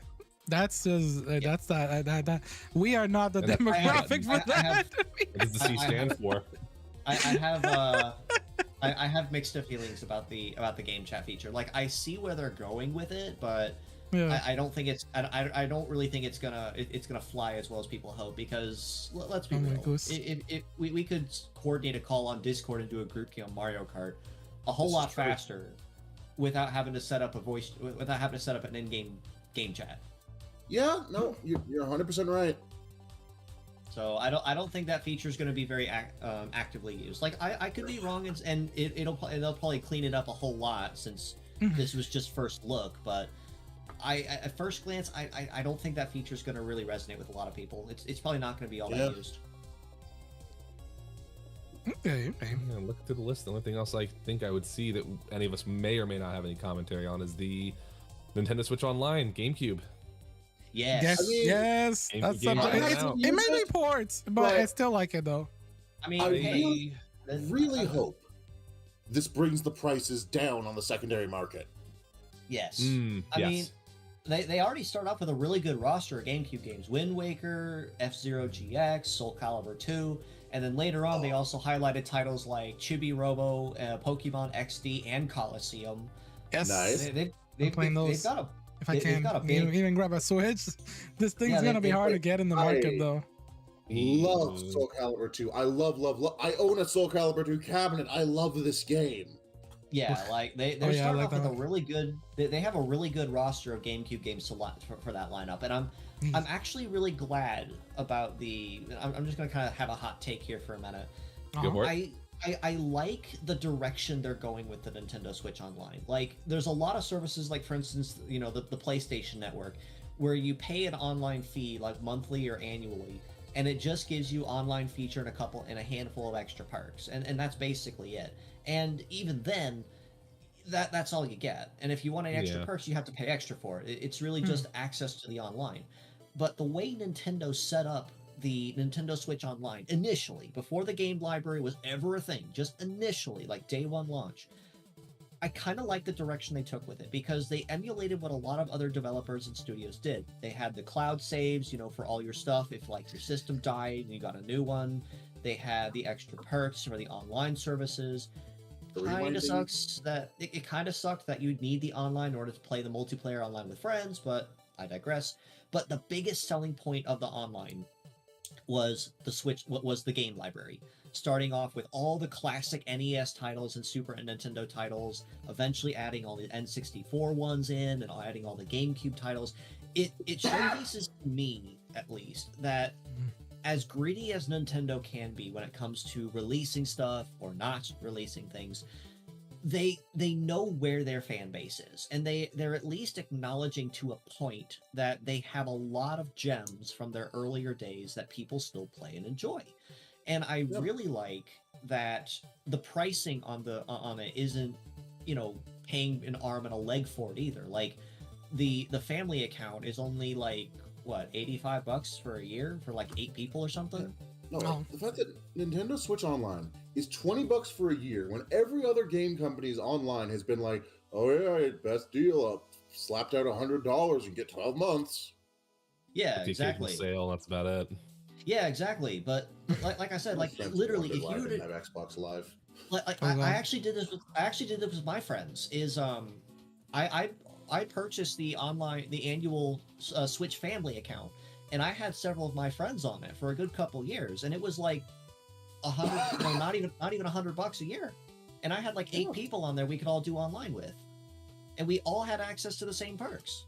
And I really appreciate that. You don't have to pay $200 a year or something for online features that are 100% optional, but they're there and they're not all that expensive in the long run, and that's what I appreciate.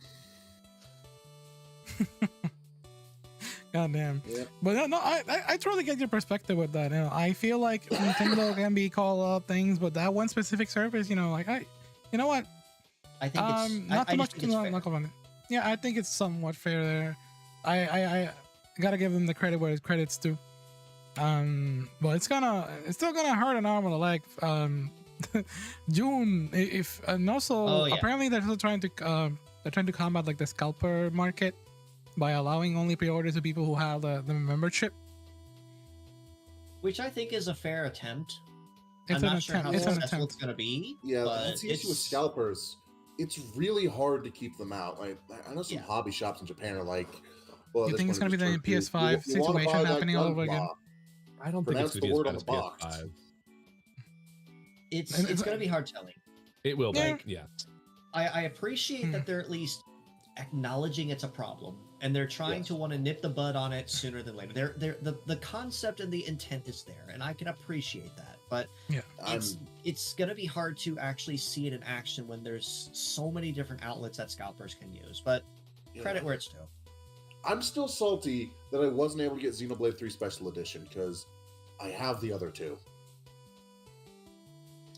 Yeah. I still need to play 3. I got about partway through it, and then I haven't touched it for a couple of years, and I probably should start it over. But maybe I'll do that as a Let's Play sometime. I need to add that. I'll do that after I finish X.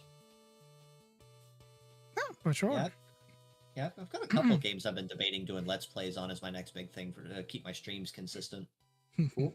Well, hit me All up right. if you ever need a co-host for one. Hell yes. With that said, though, I think this is a perfect wrap-up point. I think we're all juiced up. We went on a little longer than I wanted to, but I'm really thankful that we were able to like pitch in so much to this, honestly. And thank you to everyone in here.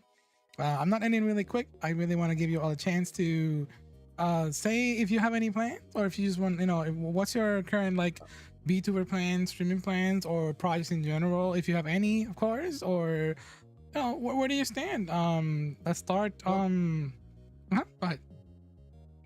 Well, nothing big. Mostly, again, just trying to hardline my way through Xenoblade X before Prime 4 comes out. So that'll be every Tuesday, Thursday night. In May, I might bring back one of my old favorites. Are any familiar with a PS2 game called MS Saga? I've heard of this one. Yeah. Yeah, so I streamed that forever ago. Never finished the post game, but my birthday's in May. Oh, good. I'm thinking I'm going to bring it back. I'll tell you what, if you're looking for PS2 games to play, I absolutely cannot let this discussion fall without suggesting Dark Cloud 2. I absolutely cannot. Never heard of it. I'll look into it. It is one of the greatest PlayStation 2 games ever made of all time. Like, I will die on that hill. Okay, so you got the Xenoblade going on, right, Matty? And what about you, Kura? What do you got going on? It's honestly kind of hard telling what I have planned. I've been debating a couple things I'm wanting to do to kind of get my streams back up and running, but it's still kind of inconsistent with my new work schedule since we're waiting on the building I'm working at to be opened, unfortunately. As far as stuff that I have down the pike, quote unquote, eventually, I still do need to do an art stream for the most recent Ori Meta winner we had in our contest. I did announce them a week and a half, 2 weeks ago, so we do officially have our winner and honorable mentions. And the grand prize winner is getting a hand-drawn concept art sheet from yours truly on an art stream. I just need to coordinate when I'm going to do that. Ooh. Okay. And what about you fools? You got anything going on? Actually, as a matter of fact, I mean, we're going to be wrapping up on Danganronpa soon. We're still playing plenty of Metaphor, and I usually try to throw in an extra stream in there for any kind of collabs that whenever I find them. But this Sunday actually is going to be the 1 year anniversary of Fools. He debuted. I debuted as a VTuber April 6th last year. Awesome. Congratulations. Yeah, I'll be excited. I mean, I got a few plans, a crowd control stream. It's not going to go well. I already saw how the polls are going. Yeah, it sounds like it's Dark Souls. I've never played a single Souls game. But I'll also be debuting some models that Zane may or may not know about. Nice. Congratulations. Cool. Yeah, I'm excited. And, welcome to the community for a year. I appreciate it. It's Hell been fun. yes. I'm going to reiterate what one of my friends told me when I first got in the VTuber scene. Is welcome to the VTuber scene. Now stay away from all the other community members. What? I mean, that's hit or miss, but I totally get the. I mean, I'm a Sonic fan. I know better than to be a part of the community and also not be a part of the community. Absolutely correct. Yep. I appreciate Sonic. I'm never going near the fandom. Yep. It's not the same in anywhere else you go to. Let's be real. But it's pretty chill. Yeah, but it's always been fun. I made a lot of friends here, lots of new faces here as well. Looking forward to the next time we can coordinate something. Absolutely. I had a delightful time. I met some wonderful people, and any of you hit me up if you want to do something sometime. I'll make time. I'm also gonna say my own piece. I guess before I say anything, I want to give a big shout out once again to the people of course came by here, of course, and our honorary chat members, Super Boki and Pierre, who were here very excited to see what we may say about what we were gonna say about Glitch Fairy, if we were going to give it what kind of review we were gonna say. I hope you were pleased with what we had on our experiences so far. And I hope that, honestly, looking forward to any kind of projects that you're all cooking. Honestly, if you have anything going on in the future, always super excited about that. Well, yeah. And once again, thank you to everyone who showed some support on the chat as well. Thank you once again for the latest bits support by Cyber Android and Haguelo. Thank you so freaking much for the biddies. I appreciate it. And let's see, we have one more comment here. We might joke about toxicity, but Sonic has an amount most of creative and talented individuals around. Look, I guess one final piece that I can say is that I'm very good when it comes to VTubers and Sonic fans and furries and everything. I'm very good at separating the art from the artist and the fandom from my own appeal. I'm extremely good. So, that's pretty much it, honestly. What I got going on though, tomorrow we're also gonna be doing a VTuber chat show with Kokoro Hana, a return guest, and we're gonna be talking about our VTuber journey, because Kokoro Hana had also her anniversary happening this past week, and it's been an amazing journey for her. So let's hope to show some support to our guests coming here, and also more importantly, thank you to all the guests that were here tonight. I really appreciate this with all of I really appreciate everything y'all done. Honestly, thank you all for coming in. I'm hoping it wasn't like too last minute or intrusive in your schedules.